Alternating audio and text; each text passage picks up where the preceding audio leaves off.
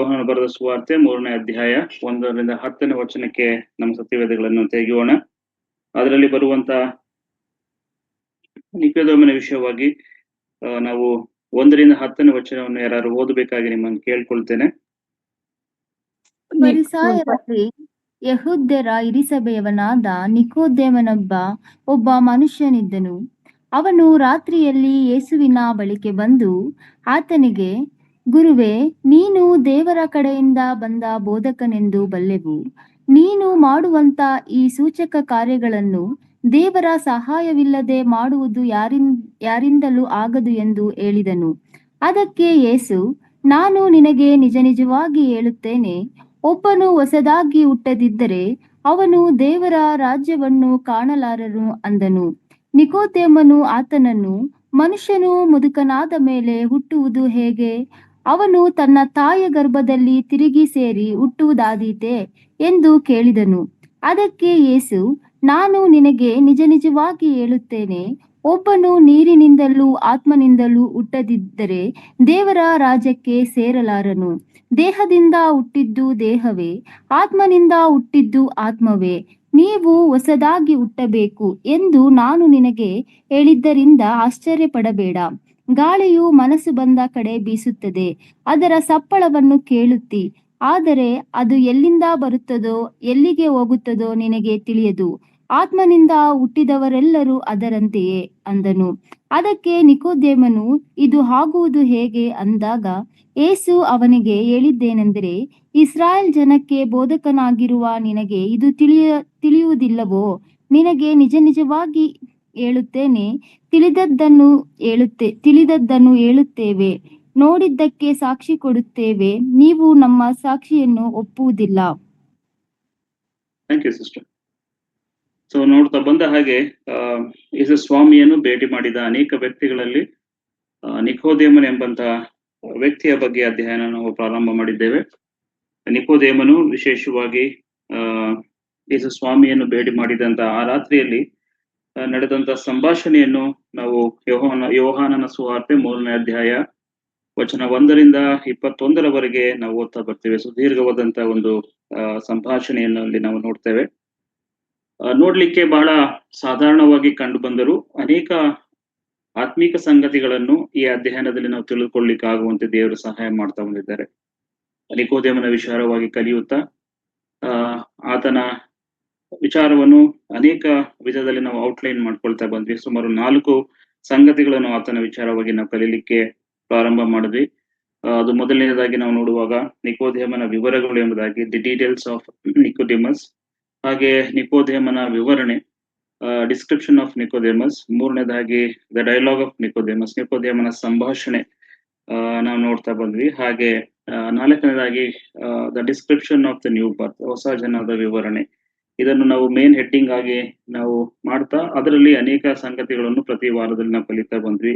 ನಿಕೋಡೆಮಸ್ನ ಒಂದು ಸಂಕ್ಷಿಪ್ತವಾದಂತ ವಿವರಗಳು ನಾವು ನೋಡ್ಲಿಕ್ಕೆ ಆಗುವಂತೆ ದೇವರು ಸಹಾಯ ಮಾಡಿದ್ದಾನೆ. ಆತನ ಹೆಸರು, ಅವನು ಎಲ್ಲಿಂದ ಬಂದವನು, ಆತನಿಗೆ ಇರ್ತಕ್ಕಂಥ ಹಿನ್ನೆಲೆಯನ್ನು ನಾವು ಇಂಟ್ರೊಡಕ್ಷನಲ್ ಪಾರ್ಟ್ ಅಲ್ಲಿ ನಾವು ತಿಳಿದುಕೊಳ್ತಾ ಬಂದ್ವಿ.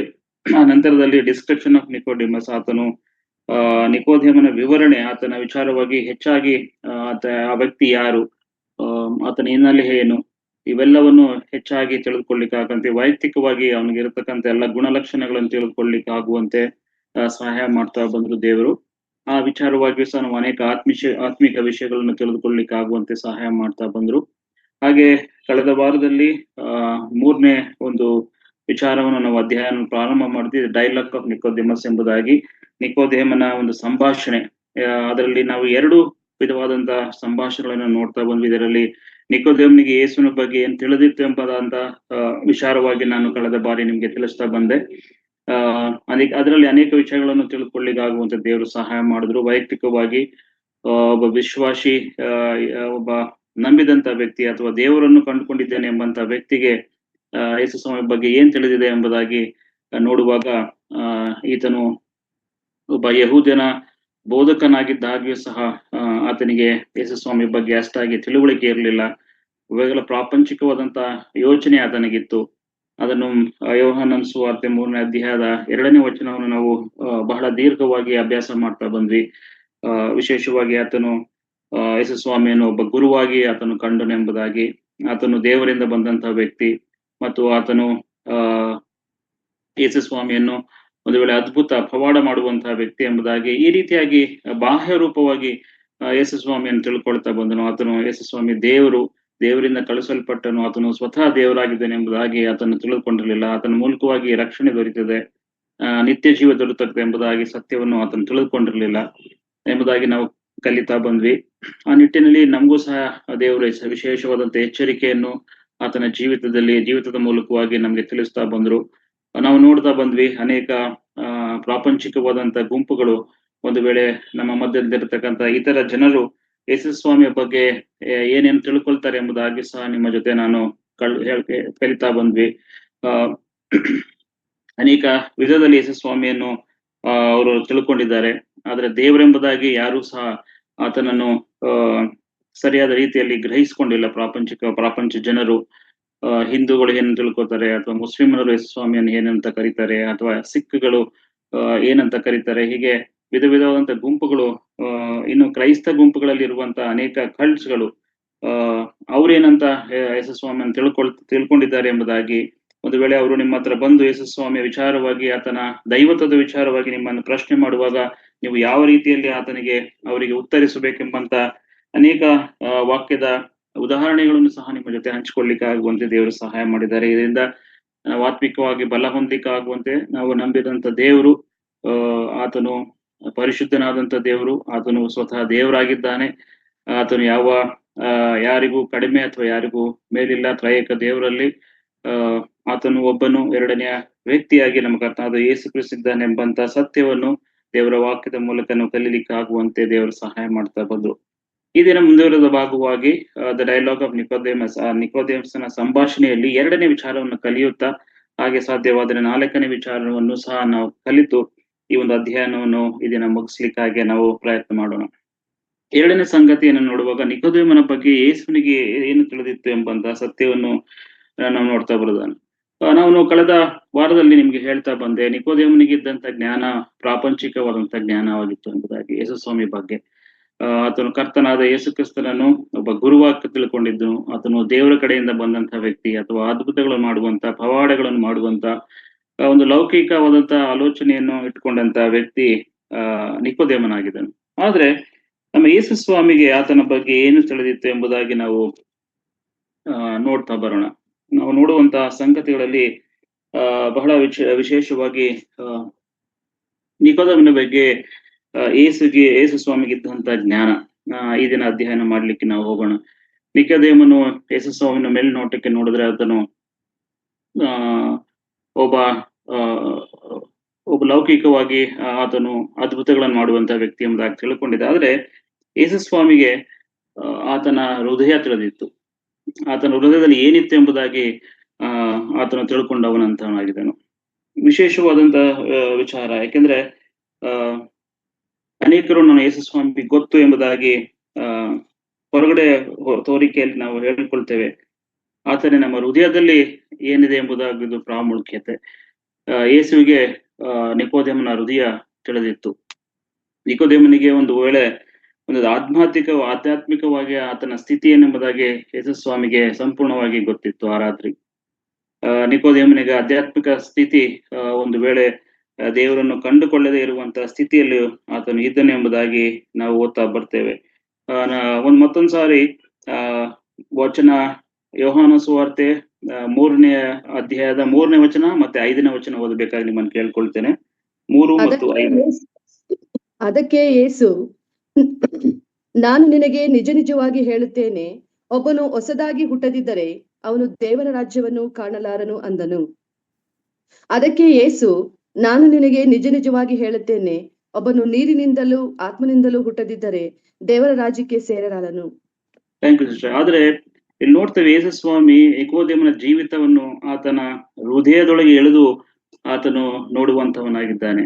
Jesus saw Nicodemus life deep down in his heart. ಇದು ಇನ್ನೊಂದು ಮಾತ್ರ ಹೇಳ್ಬೇಕಾದ್ರೆ ಆತನ ಹೃದಯದಲ್ಲಿ ಏನಿತ್ತು ಎಂಬುದಂತ ವಿಚಾರವನ್ನು ಯೇಸು ಸ್ವಾಮಿ ಆತನ ಹೇಳಲಿಕ್ಕೆ ಪ್ರಾರಂಭ ಮಾಡ್ತಾನೆ ಈ ವಚನದ ಮೂಲಕವಾಗಿ. ಯೇಸುವಿಗೆ ನಿಕೋದೇಮನ ಹೃದಯ ತಿಳಿದಿತ್ತು, ಅಂದ್ರೆ ಅವನು ಆತ್ಮಿಕವಾಗಿ ಸತ್ತಿದ್ದನು ಎಂಬುದಾಗಿ ನಾವು ಹೇಳಲಿಕ್ಕೆ ಸಾಧ್ಯತೆ ಉಂಟು. ಯಾಕಂದ್ರೆ ಈ ವಾಸ್ ಸ್ಪಿರಿಚುವಲಿ ಡೆಡ್. ಆತ್ಮಿಕವಾದಂತಹ ಸಂಗತಿಗಳನ್ನು ಹೃದಯದಲ್ಲಿ ಇರಲಿಲ್ಲ. ಯಾಕಂದ್ರೆ ಯೇಸು ಸ್ವಾಮಿಯನ್ನು ಪ್ರಾಪಂಚಿಕವಾಗಿ ಅವನು ತಿಳಿದುಕೊಂಡಿದ್ದನು. ಆತನಿಗೆ ಹೊಸದಾಗಿ ಹುಟ್ಟಬೇಕು, ಹೊಸ ಜೀವಿತದ ಅಗತ್ಯವಿದೆ ಎಂಬುದಾಗಿ ಯೇಸು ಸ್ವಾಮಿ ತಿಳಿಯಪಡಿಸ್ತಾ ಬಂದ್ರು. ಈ ವಚನದ ಮೂಲಕ ಅವರು ಹೇಳ್ತಾ ಬರ್ತಾರೆ, ನಾನು ನಿಮಗೆ ನಿಜ ನಿಜವಾಗಿ ಹೇಳ್ತೇನೆ, ಒಬ್ಬನು ಹೊಸದಾಗಿ ಹುಟ್ಟದಿದ್ದರೆ ಅವನು ದೇವರ ರಾಜ್ಯವನ್ನು ಕಾಣಲಾರನು ಎಂಬುದಾಗಿ. ನಾನು ನಿಜ ನಿಜವಾಗಿ ಹೇಳ್ತೇನೆ, ಒಬ್ಬನು ನೀರಿನಿಂದಲೂ ಆತ್ಮನಿಂದಲೂ ಹುಟ್ಟದಿದ್ದರೆ ದೇವರ ರಾಜ್ಯಕ್ಕೆ ಸೇರಲಾರನು ಎಂಬುದಾಗಿ. ಇದು ಅವನ ಸ್ಥಿತಿಯಾಗಿತ್ತು. ಅವನ ಹೃದಯದ ಒಂದು ಆತ್ಮಿಕವಾದಂತಹ ಸಂಗತಿಗಳು ಅದು ಸತ್ತು ಹೋಗಿದ್ದವು. ಯಾವುದೇ ಆತ್ಮಿಕವಾದ ವಿಚಾರಗಳನ್ನು ಹೃದಯದಲ್ಲಿ ಇತ್ತು, ತನ್ನ ಹೃದಯ ಖಾಲಿಯಾಗಿತ್ತು ಎಂಬುದಾಗಿ ನಾವು ನೋಡ್ಲಿಕ್ಕೆ ಸಾಧ್ಯತೆ ಉಂಟು. He was blind for the spiritual truths. ಆತನು ಒಂದು ಆತ್ಮಿಕ ವಿಷಯಗಳಿಗೆ ಅದನ್ನು ಕುರುಡನಾಗಿದ್ದನು ಎಂಬುದಾಗಿ ಈ ಸಂಗತಿಗಳು ನಮಗೆ ತಿಳಿಯಪಡಿಸುವಂತದ್ದಾಗಿದೆ. Jesus knew that Nicodemus was spiritually dead. ಒಂದು ವೇಳೆ ಆತ್ಮಿಕವಾದಂತಹ ವಿಷಯಗಳಿಗೆ ಆತನು ಸತ್ತು ಹೋಗಿದ್ದನು ಅಥವಾ ಸತ್ತಿದ್ದನು ಎಂಬುದಾಗಿ, ಹೃದಯದ ಖಾಲಿಯಾಗಿತ್ತು ಎಂಬುದಾಗಿ ನಾವು ವಿಚಾರವಾಗಿ ತಿಳಿದುಕೊಳ್ತಾ ಬರ್ತೇವೆ. ನಿಕೋದೇಮನು ತಾನು ದೇವರಿಗೆ ಒಂದು ವೇಳೆ ಹತ್ತಿರವಾಗಿದ್ದೇನೆ ಎಂಬುದಾಗಿ ತಿಳ್ಕೊಂಡಿದ್ನು. ನಾವು ಹಿಂದಿನ ವಾರಗಳಲ್ಲಿ ಕಲಿತಾ ಬಂದ ಹಾಗೆ ಬಹಳ ಧಾರ್ಮಿಕವಾದಂತಹ ವ್ಯಕ್ತಿ, ಧಾರ್ಮಿಕ ವಿಚಾರಗಳನ್ನು ಅನುಸರಿಸಿ ಉತ್ತಮವಾದಂತಹ ಜೀವಿತವನ್ನು ನಡೆಸಿಕೊಂಡಂತ ಭಕ್ತಿ. ಅನೇಕ ಜನರು ಆತನ ಬಳಿಗೆ ಧಾರ್ಮಿಕ ವಿಷಯವಾಗಿ ಕಲೀಲಿಕ್ಕೆ ಬರ್ತಾ ಇದ್ರು. ಒಂದು ವೇಳೆ ಆತನ ಸಂಗತಿಗಳನ್ನು ವಿವರಣೆ ಮಾಡ್ತಾ ಇದ್ದ, ಅವ್ರಿಗಿರ್ತಕ್ಕಂಥ ಧರ್ಮಶಾಸ್ತ್ರದ ವಿಚಾರಗಳನ್ನು ಇತರಿಗೆ ತಿಳಿಯಪಡಿಸ್ತಾ ಇದ್ದ, ವಿವರಣೆ ಕೊಡ್ತಿದ್ದಂತ ವ್ಯಕ್ತಿ. ಒಂದು ವೇಳೆ ಹಿರಿಯ ಸಭೆಯಲ್ಲಿ ಸದಸ್ಯನಾಗಿದ್ದಂತಹ ವ್ಯಕ್ತಿ. ನಾವು ನೋಡಿದ್ವಿ ಫರಿಸಾಯನು, ಧಾರ್ಮಿಕ ವ್ಯಕ್ತಿ, ಪಾಯಸ್ ಜೀವ ಎಂಬುದಾಗಿ ನೋಡ್ತಾ ಬಂದ್ವಿ. ಇವೆಲ್ಲ ಆತನಿಗೆ ಏನ್ ಮಾಡಿತ್ತು ಅಂದ್ರೆ, ನಾನು ಬಹಳ ಹತ್ತಿರವಾಗಿದ್ದೇನೆ ದೇವರಿಗೆ ಎಂಬುದಾಗಿ, ದೇವರ ರಾಜ್ಯಕ್ಕೆ ಹತ್ತಿರವಾಗಿದೆ ಎಂಬುದಾಗಿ ಆತನು ಭಾವಿಸ್ಕೊಂಡಿದ್ನು. ಈತನ ಇಸ್ರಾಯೇಲ್ ಬೋಧಕನಾಗಿದ್ದೇನೆ ಎಂಬುದಾಗಿ ನಾವು ನೋಡ್ತಾ ಬಂದ್ವಿ. ಆದ್ರೆ ಯೇಸು ಸ್ವಾಮಿ ನಿಕೋದೇಮನ ಹೃದಯವನ್ನು ನೋಡಿದನು. ಆತನ ಹೃದಯದ ಶೂನ್ಯತೆಯನ್ನು ಆತನಿಗೆ ತಿಳಿಸ್ತಾ ಬಂದನು. Jesus saw deep down in his heart Nicodemus saw in his heart it was emptiness. ಆತನ ಹೃದಯದಲ್ಲಿ ಅದು ಶೂನ್ಯತೆ ಇತ್ತು. ದೇವರ ಆತ್ಮಿಕ ಸಂಗತಿಗಳನ್ನು ಹೃದಯದಲ್ಲಿ ಇರಲಿಲ್ಲ ಎಂಬುದಾಗಿ ನಾವು ನೋಡ್ತಾ ಬರ್ತೇವೆ.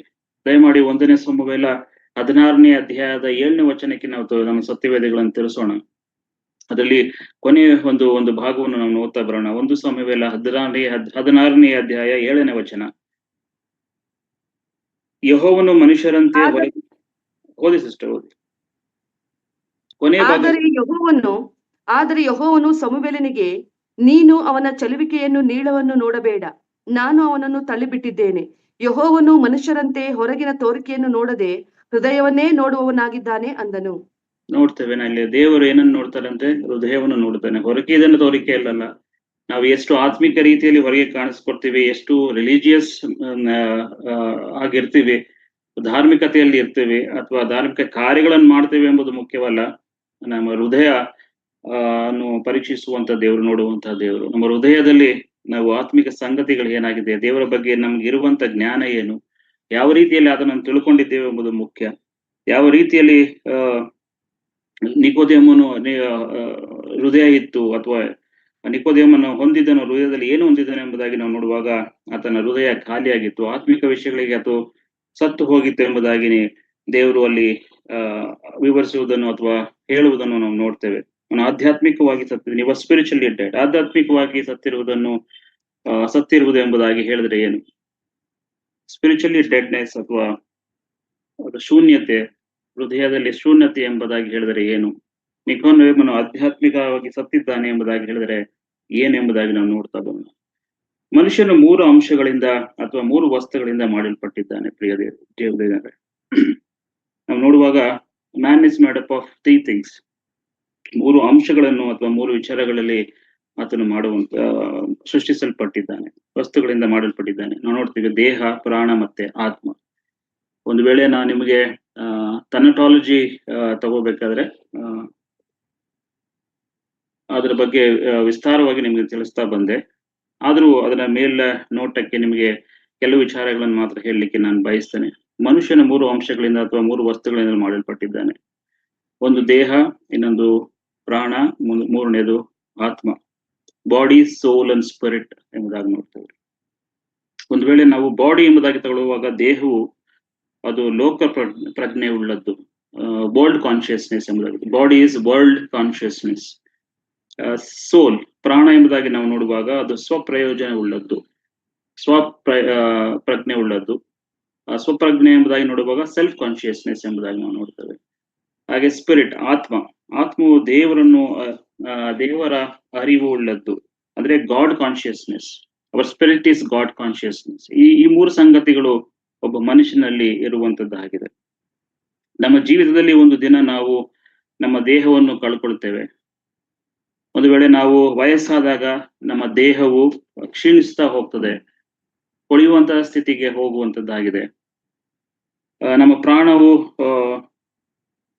ಕೆಲಸ ಮಾಡುವುದನ್ನು ಅಥವಾ ಕಾರ್ಯನಿರ್ವಹಿಸುವುದನ್ನು ಒಂದು ದಿನ ನಿಲ್ಲಿಸ್ತದೆ. ಸೊ ಆ ಕ್ಷಣದಲ್ಲಿ ನಾವು ಇದನ್ನು ಭೌತಿಕವಾದಂತ ಒಂದು ಮರಣ ಅಥವಾ ಸಾವು ಎಂಬುದಾಗಿ ನಾವು ಕರೆಯುವಂತವರಾಗಿದ್ದೇವೆ. ನಮ್ಮ ಭೌತಿಕ ಮರಣದಲ್ಲಿ ನಾವು ನಮ್ಮ ದೇಹ ಮತ್ತೆ ನಮ್ಮ ಪ್ರಾಣವನ್ನು ನಾವು ಕಳ್ಕೊಳ್ತೇವೆ. ಕೊನೆಯಲ್ಲಿ ಉಳಿಯುವುದೇನು? ಆತ್ಮ ಮಾತ್ರ. ಈ ಆತ್ಮವು ಶಾಶ್ವತವಾಗಿರುತ್ತದೆ. ಒಂದು ವೇಳೆ ಇದು ಮನುಷ್ಯನ ಆಯ್ಕೆಯ ಪ್ರಕಾರ 2 ಸ್ಥಳಗಳಲ್ಲಿ ನಮ್ಮ ಆತ್ಮಗಳು ವಾಸಿಸುವಂತದ್ದಾಗಿದೆ. ಅದು ಮನುಷ್ಯನ ಮಾಡುವ ಆಯ್ಕೆಯ ಆಧಾರದ ಮೇಲೆ ನರಕ ಅಥವಾ ಸ್ವರ್ಗದಲ್ಲಿ ಅದು ವಾಸಿಸುವಂತದ್ದಾಗಿದೆ. ಬಹಳ ಪ್ರತಿಯೊಬ್ಬರಲ್ಲೂ ನಡೆಯುವಂತಹ ಸಂಗತಿ ಇದು. ನಮ್ಮಲ್ಲಿ 3 ಸಂಗತಿಗಳು ಇರುವಂತದ್ದಾಗಿದೆ: ದೇಹ, ಪ್ರಾಣ, ಆತ್ಮ. ನಾನು ನಿಮ್ಗೆ ತಿಳಿಸ್ತಾ ಬಂದ್ರೆ ದೇಹ ಮತ್ತೆ ಪ್ರಾಣ ಇವೆರಡೂ ನಶಿಸಿ ಹೋಗುವಂತದ್ದಾಗಿದೆ. ನಮ್ಮ ಮರಣದಲ್ಲಿ ಇವೆರಡೂ ನಮ್ಮನ್ನು ಬಿಟ್ಟು ಹೋಗುವಂತದ್ದಾಗಿದೆ. ಆದ್ರೆ ಆತ್ಮವು ದೇವರ ಬಳಿಗೆ ಅಥವಾ ಮನುಷ್ಯನು ಮಾಡುವಂತಹ ನಿರ್ಧಾರದ ಮೇಲೆ, ಒಂದು ವೇಳೆ ಆತನು ಆಯ್ಕೆ ಮಾಡುವ ಪ್ರಕಾರಗಳು 2 ಸ್ಥಳಗಳಲ್ಲಿ ಅದು ಸೇರುವಂತದ್ದಾಗಿದೆ. ಮನುಷ್ಯ ಮಾಡುವಂತ ಆಯ್ಕೆಯ ಮೇಲೆ ಅದು ನರಕ ಅಥವಾ ಸ್ವರ್ಗಕ್ಕೆ ಅದು ಸೇರಿಸಲ್ಪಡುತ್ತದೆ ಎಂಬುದಾಗಿ ನಾವು ನೋಡ್ತಾ ಬರ್ತೀವಿ. ಆತ್ಮವು ದೇವರಿಂದ ಒಂದು ವೇಳೆ ಜೀವಂತವಾಗಿದ್ದರೆ, ಅಂದರೆ ನೀವು ಹೊಸದಾಗಿ ಹುಟ್ಟಿದಂತ ಅನುಭವ ಇದ್ದರೆ, ಕ್ವಿಕನ್ಡ್ ಬೈ ಗಾಡ್ ಎಂಬುದಾಗಿ ಹೇಳ್ತೀವಿ. ಬೀಯಿಂಗ್ ಮೇಡ್ ಸ್ಪಿರಿಚುವಲಿ ಅಲೈವ್ ಎಂಬುದಾಗಿ. ಅಂದರೆ ನೀವು ಪುನರುತ್ಥಾನಗೊಂಡಿದೆ ಅಥವಾ ರಕ್ಷಿಸಲ್ಪಟ್ಟಿದ್ದಾರೆ, ಇಫ್ ಯು ಆರ್ ರೀಜನರೇಟೆಡ್, ನಿಮ್ಮ ಆತ್ಮವು ಸ್ವರ್ಗಕ್ಕೆ ಹೋಗುವಂತದ್ದಾಗಿದೆ.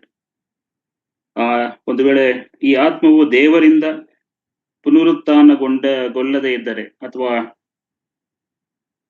ಇಫ್ ಇಟ್ ಇಸ್ ನಾಟ್ ರಿಜನರೇಟೆಡ್, ಅಥವಾ ನಾವು ಹೊಸದಾಗಿ ಹುಟ್ಟದೆ ಹೋಗಿದ್ದಾರೆ ಅಂತ ಪಕ್ಷದಲ್ಲಿ, ನಮ್ಮ ಮರಣದ ನಂತರ ನಾವು ನರಕಕ್ಕೆ ನಮ್ಮ ಆತ್ಮವು ಹೋಗುವಂತದ್ದಾಗಿದೆ.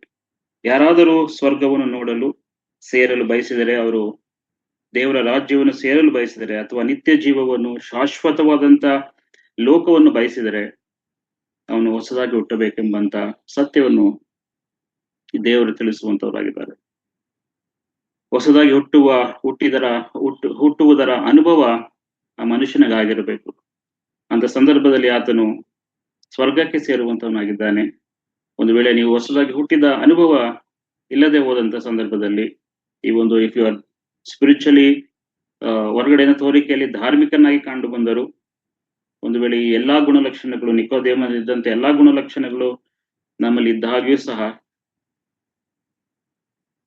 ನಮ್ಮ ಹೃದಯವು ಅಥವಾ ನಮ್ಮ ಅಂತರಂಗದಲ್ಲಿ ಬದಲಾವಣೆ ಇಲ್ಲದೆ, ಒಂದು ಹೊಸದಾಗಿ ಹುಟ್ಟುವುದರ ಅನುಭವ ಇಲ್ಲದೆ ಇದ್ದಂತ ಪಕ್ಷದಲ್ಲಿ, ನಮ್ಮ ಮರಣದ ನಂತರ ನಮ್ಮ ಆಯ್ಕೆಯ ಪ್ರಕಾರ ಅದು ನರಕಕ್ಕೆ, ಸ್ವರ್ಗಕ್ಕೆ ಅದು ಸೇರುವಂತದ್ದಾಗಿದೆ. ಸೊ ಇದನ್ನೇ ನಾವು ಏನಂತ ಕರಿತೇವೆ ಎಂಬುದಾಗಿ ಹೇಳುವಾಗ, ದಿಸ್ ಇಸ್ ಸಾಲ್ವೇಷನ್. ಹೊಸದಾಗಿ ಹುಟ್ಟುವುದು ಎಂಬುದಾಗಿ ಹೇಳುವಾಗ ಇಟ್ಸ್ ಕಾಲ್ಡ್ ಸಾಲ್ವೇಷನ್, ರಕ್ಷಣೆ ಎಂಬುದಾಗಿ ನಾವು ಕರೆಯುತ್ತೇವೆ. ಒಂದು ವೇಳೆ ರಕ್ಷಣೆ ಅಂದರೆ ಏನು? ರಕ್ಷಣೆ ಎಂಬುದಾಗಿ ಹೇಳುವಾಗ ಅದು ದೇವರ ಕೆಲಸವಾಗಿದ್ದರೆ, ಅದರಲ್ಲಿ ಆತನು ಮನುಷ್ಯನ ಆತ್ಮವನ್ನು ಪಾಪದ ಶಿಕ್ಷೆಯಿಂದ ರಕ್ಷಿಸುವಂತವನಾಗಿದ್ದಾನೆ. What is salvation? ರಕ್ಷಣೆ ಅದು ದೇವರ ಕೆಲಸ. ಅದರಲ್ಲಿ ಆತನು ಮನುಷ್ಯನ ಆತ್ಮವನ್ನು ಪಾಪದ ಶಿಕ್ಷೆಯಿಂದ ಅದು ರಕ್ಷಿಸುವಂತವನಾಗಿದ್ದಾನೆ. ಪಾಪದ ಶಿಕ್ಷೆ ಮರಣ, ದೇವರಿಂದ ಅಗಲುವಿಕೆ, ಅದು ನಿತ್ಯ ನರಕ. ಅದರಿಂದ ರಕ್ಷಿಸುವಂತದ್ದೇ ರಕ್ಷಣೆ ಎಂಬುದಾಗಿ ನಾವು ಕರೀತೇವೆ. Salvation is the work of God in which he rescues man's spirit from the penalty of sin. ಹಾಗಾದ್ರೆ ಯೇಸು ನಿಕೋದೇಮನ ಜೀವನದಲ್ಲಿ ಅವನ ಹೃದಯದಲ್ಲಿ ಏನ್ ನೋಡಿದ್ನು? ಸ್ವಾಮಿ ಆತನ ಹೃದಯನ ನೋಡುವಾಗ ನಿಕೋದೇಮನಿಗೆ ರಕ್ಷಣೆಯ ಅವಶ್ಯಕತೆ ಇತ್ತು. ನಿಕೋದೇಮನಿಗೆ ರಕ್ಷಕನ ಅವಶ್ಯಕತೆ ಇತ್ತು. ನಿಕೋದೇಮನಿಗೆ ನಿತ್ಯ ಜೀವನದ ಅವಶ್ಯಕತೆ ಇತ್ತು. ನಿಕೋದೇಮನಿಗೆ ಶಾಶ್ವತವಾದ ಲೋಕದ ಅಗತ್ಯತೆವಿತ್ತು ಎಂಬುದನ್ನು ದೇವರು ಕಂಡುಕೊಂಡನು. Because his heart was empty. ಆತನು ಸ್ಪಿರಿಚುವಲಿ ವಾಸ್ ಡೆಡ್. ಆತ್ಮಿಕ ಸಂಗತಿಗಳಿಗೆ ಸತ್ತು ಹೋಗಿದ್ದನು, ಹೃದಯದಲ್ಲಿ ಇರಲಿಲ್ಲ. ಆತನು ಯೇಸು ಸ್ವಾಮಿಯ ದಿನ ಆತನನ್ನು ಗಮನಿಸುವಾಗ, ಆತನ ಜೀವಿತದಲ್ಲಿ ಆತನ ಹೃದಯದಲ್ಲಿ ಏನ್ ನೋಡಿದನೆಂಬುದಾಗಿ ನೋಡುವಾಗ ನಿಕೋದೇಮನಿಗೆ ರಕ್ಷಣೆ ಅಗತ್ಯವಿತ್ತು ಎಂಬುದಾಗಿ ಕಂಡುಕೊಂಡು, ರಕ್ಷಕನು ಅಗತ್ಯತೆ ಇತ್ತು ಎಂಬುದಾಗಿ ಕಂಡುಕೊಂಡು, ನಿತ್ಯ ಜೀವಿತದ ಅಗತ್ಯವಿತ್ತು, ಶಾಶ್ವತ ಲೋಕದ ಅಗತ್ಯವಿತ್ತು ಎಂಬುದನ್ನು ನೋಡಿದನು. ನಿಕೋದೇಮನ ಹೃದಯ ಖಾಲಿಯಾಗಿತ್ತು, ಅದನ್ನು ಯೇಸು ಸ್ವಾಮಿ ಕಂಡುಕೊಂಡು. ಯೆಶಾಯನ ಗ್ರಂಥ 61ನೇ ಅಧ್ಯಾಯ 1 ಮತ್ತು 2 ವಚನಗಳನ್ನು ಓದಿರಿ. ಯೆಶಾಯನ ಗ್ರಂಥ 61ನೇ ಅಧ್ಯಾಯ ವಚನ 1 ಮತ್ತು 2. ಕರ್ತನಾದ ಯೆಹೋವನ ಆತ್ಮವು ನನ್ನ ಮೇಲೆ ಅದೆ. ಆತನು ನನ್ನನ್ನು ಬಡವರಿಗೆ ಶುಭ ವರ್ತಮಾನವನ್ನು ಸಾರುವುದಕ್ಕೆ ಅಭಿಷೇಕಿಸಿದನು. ಮನ ಮುರಿದವರನ್ನು ಕಟ್ಟಿ ವಾಸಿ ಮಾಡುವುದಕ್ಕೂ, ಸೆರೆಯವರೆಗೆ ಬಿಡುಗಡೆಯಾಗುವುದನ್ನು, ಬಂದಿಗಳಿಗೆ ಕದ ತೆರೆಯುವುದನ್ನು ಪ್ರಸಿದ್ಧಿಪಡಿಸುವುದಕ್ಕೂ ಯೆಹೋವನು ನೇಮಿಸಿರುವ ಶುಭ ವರ್ಷ. ಸಾಕು ಸಿಸ್ಟರ್. ಹಾಗಾದ್ರೆ ಯೇಸು ಸ್ವಾಮಿಯವರು ಶುಭ ಸಮಾಚಾರವನ್ನು ಹರಡಲು ಈ ಲೋಕಕ್ಕೆ ಬಂದಿದ್ದು.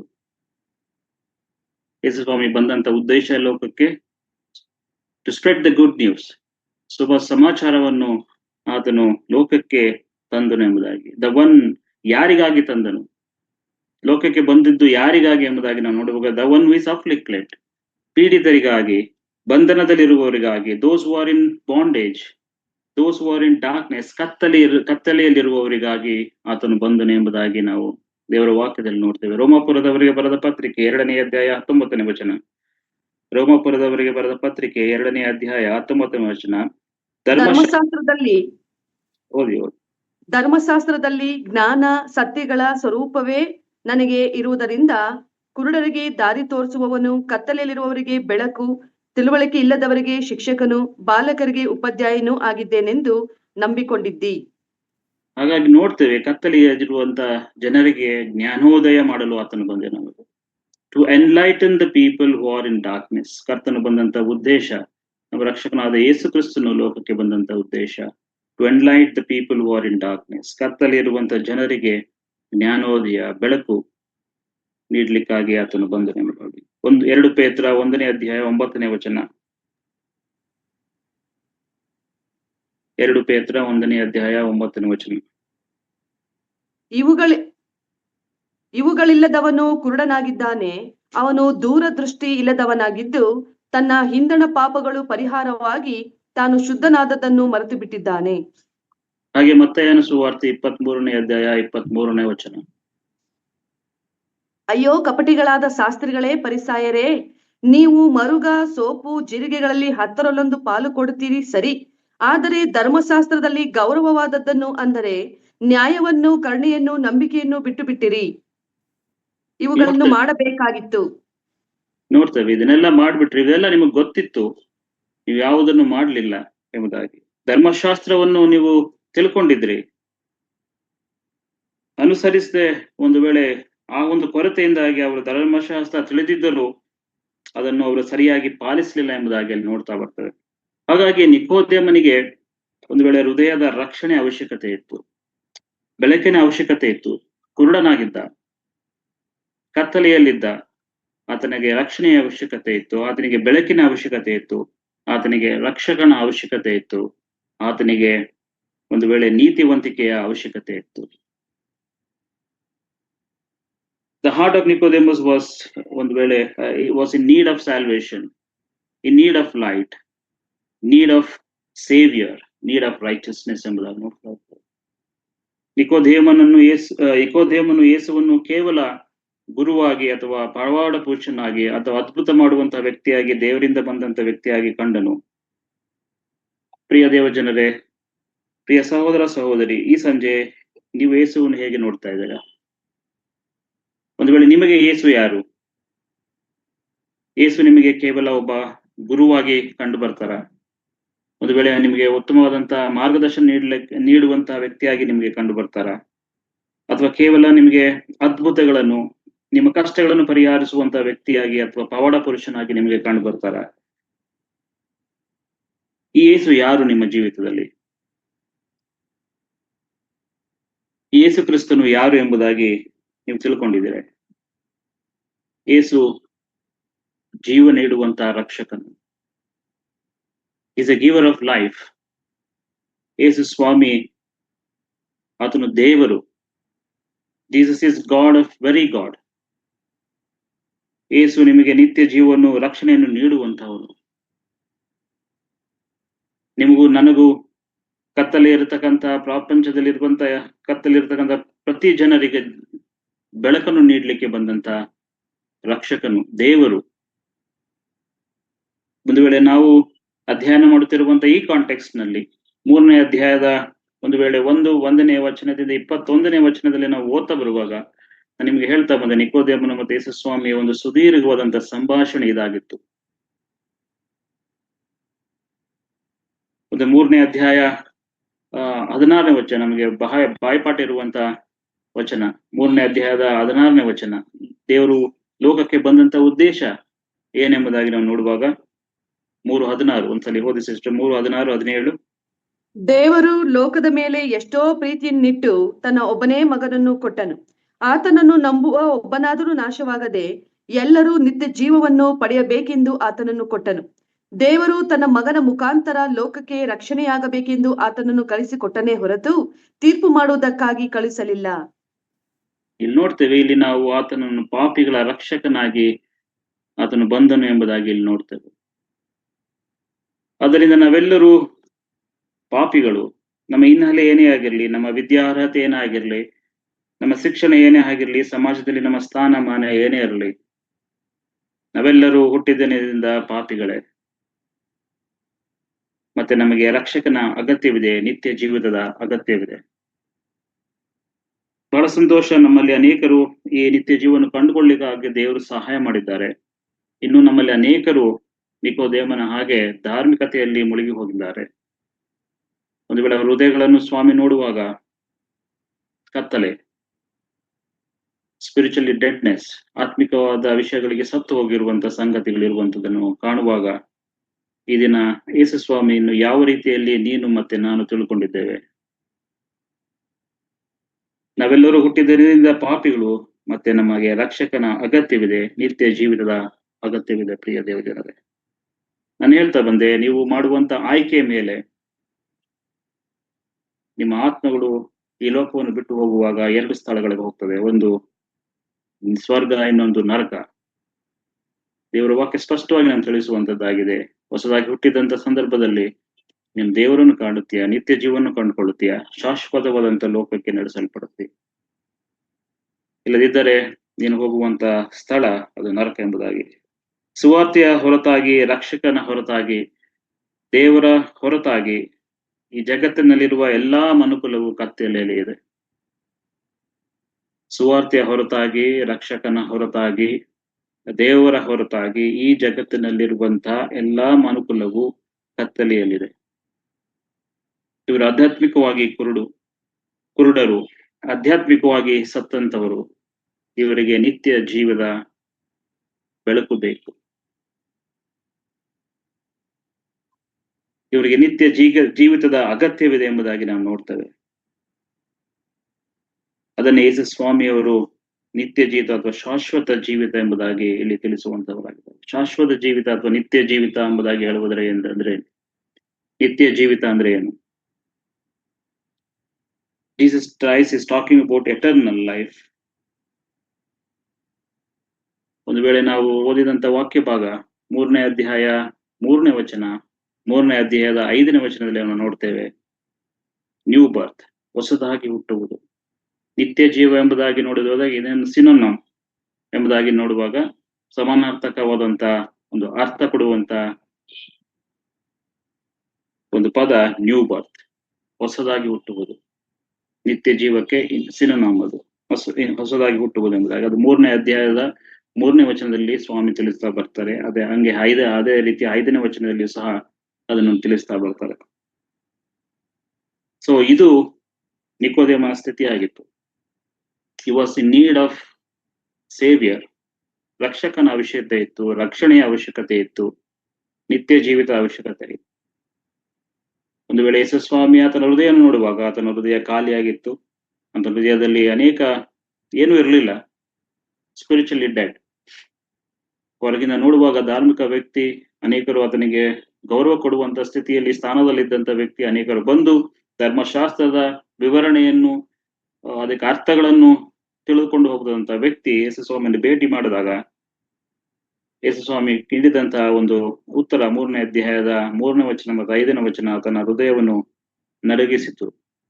ಇಲ್ಲಿಯವರೆಗೂ ಆ ವಿಚಾರಗಳನ್ನು ತಿಳಿದೇ ಆತನ ಕಿವಿಗೆ ಬಿದ್ದಿಲ್ಲ. ನಿತ್ಯ ಜೀವ, ರಕ್ಷಣೆ, ರಕ್ಷಕನ ಅವಶ್ಯಕತೆ, ಶಾಶ್ವತ ಜೀವಿತ, ಇವೆಲ್ಲವನ್ನು ದೇವರು ಆತನಿಗೆ ತಿಳಿಯಪಡುವಾಗ ಇವೆಲ್ಲ ಹೊಸದು ಆತನಿಗೆ. ಸೊ ನಮಗೂ ಸಹ ಇದರಲ್ಲಿ ಎಚ್ಚರಿಕೆ ಉಂಟು. ದೇವರ ವಿಚಾರಗಳಲ್ಲಿ ನಾವು ಹೆಚ್ಚಾಗಿ ತಿಳಿದುಕೊಳ್ಳಿಕ್ಕಾಗುವಂತೆ, ಒಂದು ವೇಳೆ ಪ್ರಾಪಂಚಿಕ ರೀತಿಯಲ್ಲಿ ಯೇಸುಸ್ವಾಮಿಯನ್ನು ನೋಡದೆ ನಿಕೋದೇಮನ ಹಾಗೆ ನಾವು ಆತ್ಮಿಕ ರೀತಿಯಲ್ಲಿ ಹೊಸದಾಗಿ ಹುಟ್ಟಿದಂತ ಅನುಭವದೊಡನೆ ರಕ್ಷಣೆ ಅನುಭವದಲ್ಲಿ ನಡೆಸಲ್ಪಟ್ಟಂತವರಾಗಿ ನಿತ್ಯ ಜೀವನ ಹೊಂದುವಂತ, ಶಾಶ್ವತ ಲೋಕದಲ್ಲಿ ಆತನೊಟ್ಟಿಗೆ ಇರುವಂತ ವಿಚಾರದಲ್ಲಿ ಪ್ರತಿಯೊಬ್ಬರು ಎಚ್ಚರಿಕೆ ವಹಿಸಬೇಕಾಗಿ ದೇವರು ಈ ದಿನ ನಮ್ಮಲ್ಲಿ ಎಚ್ಚರಿಕೆಯನ್ನು ನೀಡುವಂತವನಾಗಿದ್ದಾನೆ. ಮುಂದುವರೆದ ಭಾಗವಾಗಿ ಕೊನೆಯದಾಗಿ ನಾವು ನೋಡುವಂತದ್ದು ಡಿಸ್ಕ್ರಿಪ್ಷನ್ ಆಫ್ ನ್ಯೂ ಬರ್ತ್. ಹೊಸ ಜನನ ಅಥವಾ ಹೊಸದಾಗಿ ಹುಟ್ಟುವುದು ಅಥವಾ ಹೊಸ ಜನ್ಮ, ಬಾರ್ನ್ ಅಗೇನ್ ಅಂದ್ರೆ ಏನು? ಇದು ಹೇಗೆ ಸಂಭವಿಸ್ತದೆ? ಮತ್ತೊಂದು ಆವರ್ತಿ ನಾನು 3ನೇ ಅಧ್ಯಾಯದ 3ನೇ ವಚನ ಮತ್ತು 5ನೇ ವಚನವನ್ನು ಓದ್ಬೇಕಾಗಿ ಕೇಳ್ಕೊಳ್ತೇನೆ. 3 ಮತ್ತು 5. 3ನೇ ಅಧ್ಯಾಯದ 3ನೇ ವಚನ ಮತ್ತು 5ನೇ ವಚನ. ಅದಕ್ಕೆ ಯೇಸು, ನಾನು ನಿನಗೆ ನಿಜ ನಿಜವಾಗಿ ಹೇಳುತ್ತೇನೆ, ಒಬ್ಬನು ಹೊಸದಾಗಿ ಹುಟ್ಟದಿದ್ದರೆ ಅವನು ದೇವರ ರಾಜ್ಯವನ್ನು ಕಾಣಲಾರನು ಅಂದನು. ಅದಕ್ಕೆ ಯೇಸು, ನಾನು ನಿನಗೆ ನಿಜ ನಿಜವಾಗಿ ಹೇಳುತ್ತೇನೆ, ಒಬ್ಬನು ನೀರಿನಿಂದಲೂ ಆತ್ಮನಿಂದಲೂ ಹುಟ್ಟದಿದ್ದರೆ ದೇವರ ರಾಜ್ಯಕ್ಕೆ ಸೇರಲಾರನು. ಇಲ್ಲಿ ನೋಡ್ತೇವೆ, ನಂಬುವಂತಹ ಒಬ್ಬ ಪಾಪಿಯ ಹೃದಯದಲ್ಲಿ ಅಥವಾ ಪಾಪಿಯ ಜೀವಿತದಲ್ಲಿ ದೇವರು ಕಳಿಸುವಂತಹ ನಿತ್ಯ ಜೀವ, ನ್ಯೂ ಬರ್ತ್, ದೇವರು ಕಲಿಸುವಂತಹ ಹೊಸ ಜೀವ ಅಥವಾ ಹೊಸ ಜನ್ಮ ಎಂಬುದು ಕರೆಯಲಾಗ್ತದೆ. ಹೊಸ ಜನನ ಎಂಬುದಾಗಿ ಹೇಳುವಾಗ ನಂಬುವಂತಹ ಒಬ್ಬ ಪಾಪಿಯ ಜೀವಿತದಲ್ಲಿ ದೇವರು ಕಳಿಸುವಂತಹ ನಿತ್ಯ ಜೀವವನ್ನು ಅಥವಾ ನ್ಯೂ ಬರ್ತ್, ಅದನ್ನು ನ್ಯೂ ಬರ್ತ್ ಎಂಬುದಾಗಿ ಹೇಳ್ತೇವೆ, ಅಥವಾ ಬಾರ್ನ್ ಅಗೇನ್, ಹೊಸದಾಗಿ ಹುಟ್ಟುವುದು, ಹೊಸ ಜನ್ಮ ಎಂಬುದಾಗಿ ನಾವು ಕರೆಯುವಂತಹದ್ದು. A new birth is an act of God where God by the Spirit imparts the eternal life in the believing sinner. ಅದು ಹೇಗೆ ಸಂಭವಿಸ್ತದೆ? ಈ ಒಂದು ಹೊಸ ಜನ್ಮ ಅಥವಾ ಹೊಸದಾಗಿ ಹುಟ್ಟುವುದು ಅದು ಹೇಗೆ ಸಂಭವಿಸ್ತದೆ? ಇದು 2 ರೀತಿಯಲ್ಲಿ ಅದು ನಮಗೆ ಸಂಭವಿಸುವಂತದ್ದಾಗಿದೆ. ನಾವು ಓದಿದಂತ ವಚನ 3 ಮತ್ತೆ 3ನೇ ಅಧ್ಯಾಯದ 3ನೇ ವಚನ ಪ್ರಕಾರ, ಮತ್ತೆ 3ನೇ ಅಧ್ಯಾಯದ 5ನೇ ವಚನದ ಪ್ರಕಾರ ನಾವು ಇದು ಸಂಭವಿಸುವಂತದ್ದಾಗಿದೆ. ಹೊಸದಾಗಿ ಹುಟ್ಟುವುದಂತ ಇದು ಹೇಗೆ ಸಂಭವಿಸ್ತದೆ ಎಂಬುದಾಗಿ ನೋಡುವಾಗ, ಒಂದು 3ನೇ ಅಧ್ಯಾಯದ 3ನೇ ವಚನದ ಪ್ರಕಾರ, ಮತ್ತೊಂದು 3ನೇ ಅಧ್ಯಾಯದ 5ನೇ ವಚನದ ಪ್ರಕಾರ. 3ನೇ ವಚನದ ಪ್ರಕಾರವಾಗಿ ನಾವು ಮತ್ತೊಂದು ಸಾಲಿ ಓದ್ತೇನೆ. ಅದಕ್ಕೆ ಯೇಸು, ನಾನು ನಿಮಗೆ ನಿಜ ನಿಜವಾಗಿ ಹೇಳ್ತೇನೆ, ಒಬ್ಬನು ಹೊಸದಾಗಿ ಹುಟ್ಟದಿದ್ದರೆ ಅವನು ದೇವರ ರಾಜ್ಯವನ್ನು ಕಾಣಲಾರನು ಅಂದನು. ಹೊಸದಾಗಿ ಹುಟ್ಟುವುದು ಅಂತ ಹೇಳುವಾಗ, ಅಥವಾ ಬಾರ್ನ್ ಅಗೇನ್ ಎಂಬ ಪದವನ್ನು ಇನ್ನೊಂದು ರೀತಿಯಲ್ಲಿ ಹೇಳ್ಬಹುದು, ಮೇಲಿನಿಂದ ಅಥವಾ ದೇವರಿಂದ ಹುಟ್ಟಿದ ಎಂಬಂತ ಅನುವಾದವಾಗಿ ಅದು ಕರೆಯುವಂತ. It is translated like this, it is born from above ಎಂಬುದಾಗಿ ನೋಡ್ತೇವೆ. ದೇವರಿಂದ ಹುಟ್ಟಿದವನು ಎಂಬುದಾಗಿ, ಬಾರ್ನ್ ಅಗೇನ್ ಎಂಬುದಾಗಿ ಹೇಳುವಂತ ಪದಕ್ಕೆ ಮೇಲಿನಿಂದ ಅಥವಾ ದೇವರಿಂದ ಹುಟ್ಟಿದ ಎಂಬುದಾಗಿ ಕರೆಯುವಂತದ್ದಾಗಿದೆ. ಇದು ಮನುಷ್ಯನ ಕಾರ್ಯವಲ್ಲ, ಅಥವಾ ನಮ್ಮ ಒಳ್ಳೆಯ ಕಾರ್ಯಗಳಲ್ಲ, ಅಥವಾ ನಮ್ಮ ಧಾರ್ಮಿಕ ಕಾರ್ಯಗಳಲ್ಲಿ ಇದು ಉಂಟಾಗುವುದಿಲ್ಲ. ನಮ್ಮ ಯಾವುದೇ ಒಳ್ಳೆಯ ಕಾರ್ಯಗಳಿಂದ, ಪುಣ್ಯ ಕ್ರಿಯೆಗಳಿಂದ ನಾವು ಓದ್ತೇವೆ ಸತ್ಯವೇದದ ನಮ್ಮ ಹೊಸ ಒಡಂಬಡಿಕೆಯಲ್ಲಿ ರಕ್ಷಿಸಲ್ಪಟ್ಟಂತಹದು, ನಾವು ರಕ್ಷಣೆ ಹೊಂದಿದಂತ ವಿಚಾರ. ನಮ್ಮ ಯಾವುದೇ ಒಳ್ಳೆ ಕಾರ್ಯಗಳಾಗಲಿ ಅಲ್ಲ, ನಮ್ಮ ಪುಣ್ಯ ಕ್ರಿಯೆಗಳಿಂದ ಆಗಲಿ ಅಲ್ಲ, ಅಥವಾ ನಮ್ಮ ಧಾರ್ಮಿಕ ಕಾರ್ಯಗಳಿಂದ ಆಗಲಿ ಅಲ್ಲ. ಇದು ದೇವರ ಕಾರ್ಯವೇ, ಮೇಲಿನಿಂದ ಬಂದದ್ದು, ದೇವರಿಂದ ಬಂದದ್ದು ಎಂಬುದಾಗಿ ನಾವು ಇಲ್ಲಿ 3ನೇ ವಚನದಲ್ಲಿ, 3ನೇ ಅಧ್ಯಾಯದ 3ನೇ ವಚನದಲ್ಲಿ ನೋಡ್ತೇವೆ. ಹೊಸದಾಗಿ ಅಥವಾ ಹೊಸ ಜನನ ದೇವರಿಂದ ನಂಬಿಕೆಯುಳ್ಳ ಪಾಪಿಗೆ ಉಡುಗೊರೆಯಾಗಿ ನೀಡಲಾಗಿದೆ. It's a free gift from god. ಇದು ಉಡುಗೊರೆಯಾಗಿ ಪ್ರತಿಯೊಬ್ಬ ನಂಬಿಕೊಂಡಂತ ಪಾಪಿಗೆ ಇದು ದೊರಕುವಂತದ್ದಾಗಿದೆ. ಅದನ್ನು ಹೊಂದಲು ಅಥವಾ ಅದನ್ನು ಗಳಿಸಲು ನಾವು ಏನ್ ಮಾಡ್ಬೇಕಾಗಿಲ್ಲ, ಏನನ್ನೂ ಮಾಡ್ಬೇಕಾಗಿಲ್ಲ. ಇದು ದೇವರಿಂದ ಉಚಿತವಾದಂತ ಕೊಡುಗೆಯಾಗಿದೆ. It's a free gift from god. ನಿತ್ಯ ಜೀವ ಎಂಬುದಾದ, ಹೊಸ ಜೀವ ಎಂಬುದಾಗಿ ಹೇಳುವಂಥದ್ದು, ಅಥವಾ ಹೊಸ ಜನ್ಮ, ಅಥವಾ ಹೊಸ ಜನನ, ಅಥವಾ ಬಾರ್ನ್ ಅಗೇನ್, ಅಥವಾ ನ್ಯೂ ಬರ್ತ್, ಇವೆಲ್ಲವೂ ಸಿನೋನಿಮ್ಸ್, ಸಮಾನಾರ್ಥಕವಾದಂತ ಪದಗಳು. ಇದು ನಮಗೆ ಉಡುಗೊರೆಯಾಗಿ ಕರ್ತನಾದ ಯೇಸು ಕ್ರಿಸ್ತನ ಮೂಲಕ ದೇವರಿಂದ ನಮಗೆ ಕೊಡಲ್ಪಟ್ಟಿದೆ. ಅದನ್ನು ಹೊಂದಲಿಕ್ಕೆ ಅಥವಾ ಅದನ್ನು ಗಳಿಸ್ಲಿಕ್ಕೆ ನಾವು ಏನನ್ನೂ ಮಾಡಬೇಕಾಗಿಲ್ಲ. It's a free gift from god. ಎರಡನೇದಾಗಿ ವಚನ 3ನೇ ಅಧ್ಯಾಯದ 5ನೇ ವಚನ ಈ ರೀತಿಯಾಗಿ ಹೇಳ್ತದೆ, ಅದಕ್ಕೆ ಯೇಸು, ನಾನು ನಿನಗೆ ನಿಜ ನಿಜವಾಗಿ ಹೇಳ್ತೇನೆ, ಒಬ್ಬರು ನೀರಿನಿಂದಲೂ ಆತ್ಮನಿಂದಲೂ ಹುಟ್ಟದಿದ್ದರೆ ದೇವರ ರಾಜ್ಯಕ್ಕೆ ಸೇರಲಾರನು ಎಂಬುದಾಗಿ. ಇಲ್ಲಿ 2 ಸಂಗತಿಗಳನ್ನು ನೋಡ್ತೇವೆ, ನೀರಿನಿಂದಲೂ ಮತ್ತೆ ಆತ್ಮನಿಂದಲೂ ಹುಟ್ಟದಿದ್ದರೆ ಎಂಬುದಾಗಿ. 2 ಅಂಶಗಳನ್ನು ಈ ವಚನದಲ್ಲಿ ನೋಡ್ತೇವೆ. ನೀರು ಎಂಬುದಾಗಿ ನೋಡುವಾಗ ವಾಟರ್, ಇದು ಶುದ್ಧೀಕರಣ ಅದ್ರ ಬಗ್ಗೆ ಮಾತನಾಡುವಂತದ್ದಾಗಿದೆ. It talks about cleanliness, cleansing water, cleansing agent ಎಂಬುದಾಗಿ. Water talks about cleansing agent. ಅದು ಶುದ್ಧೀಕರಣದ ಒಂದು ಸಾಧನವಾಗಿ ಇಲ್ಲಿ ಉಪಯೋಗಿಸಲ್ಪಟ್ಟಿದೆ ನೀರು ಎಂಬುದಾಗಿ ನೋಡುವಾಗ.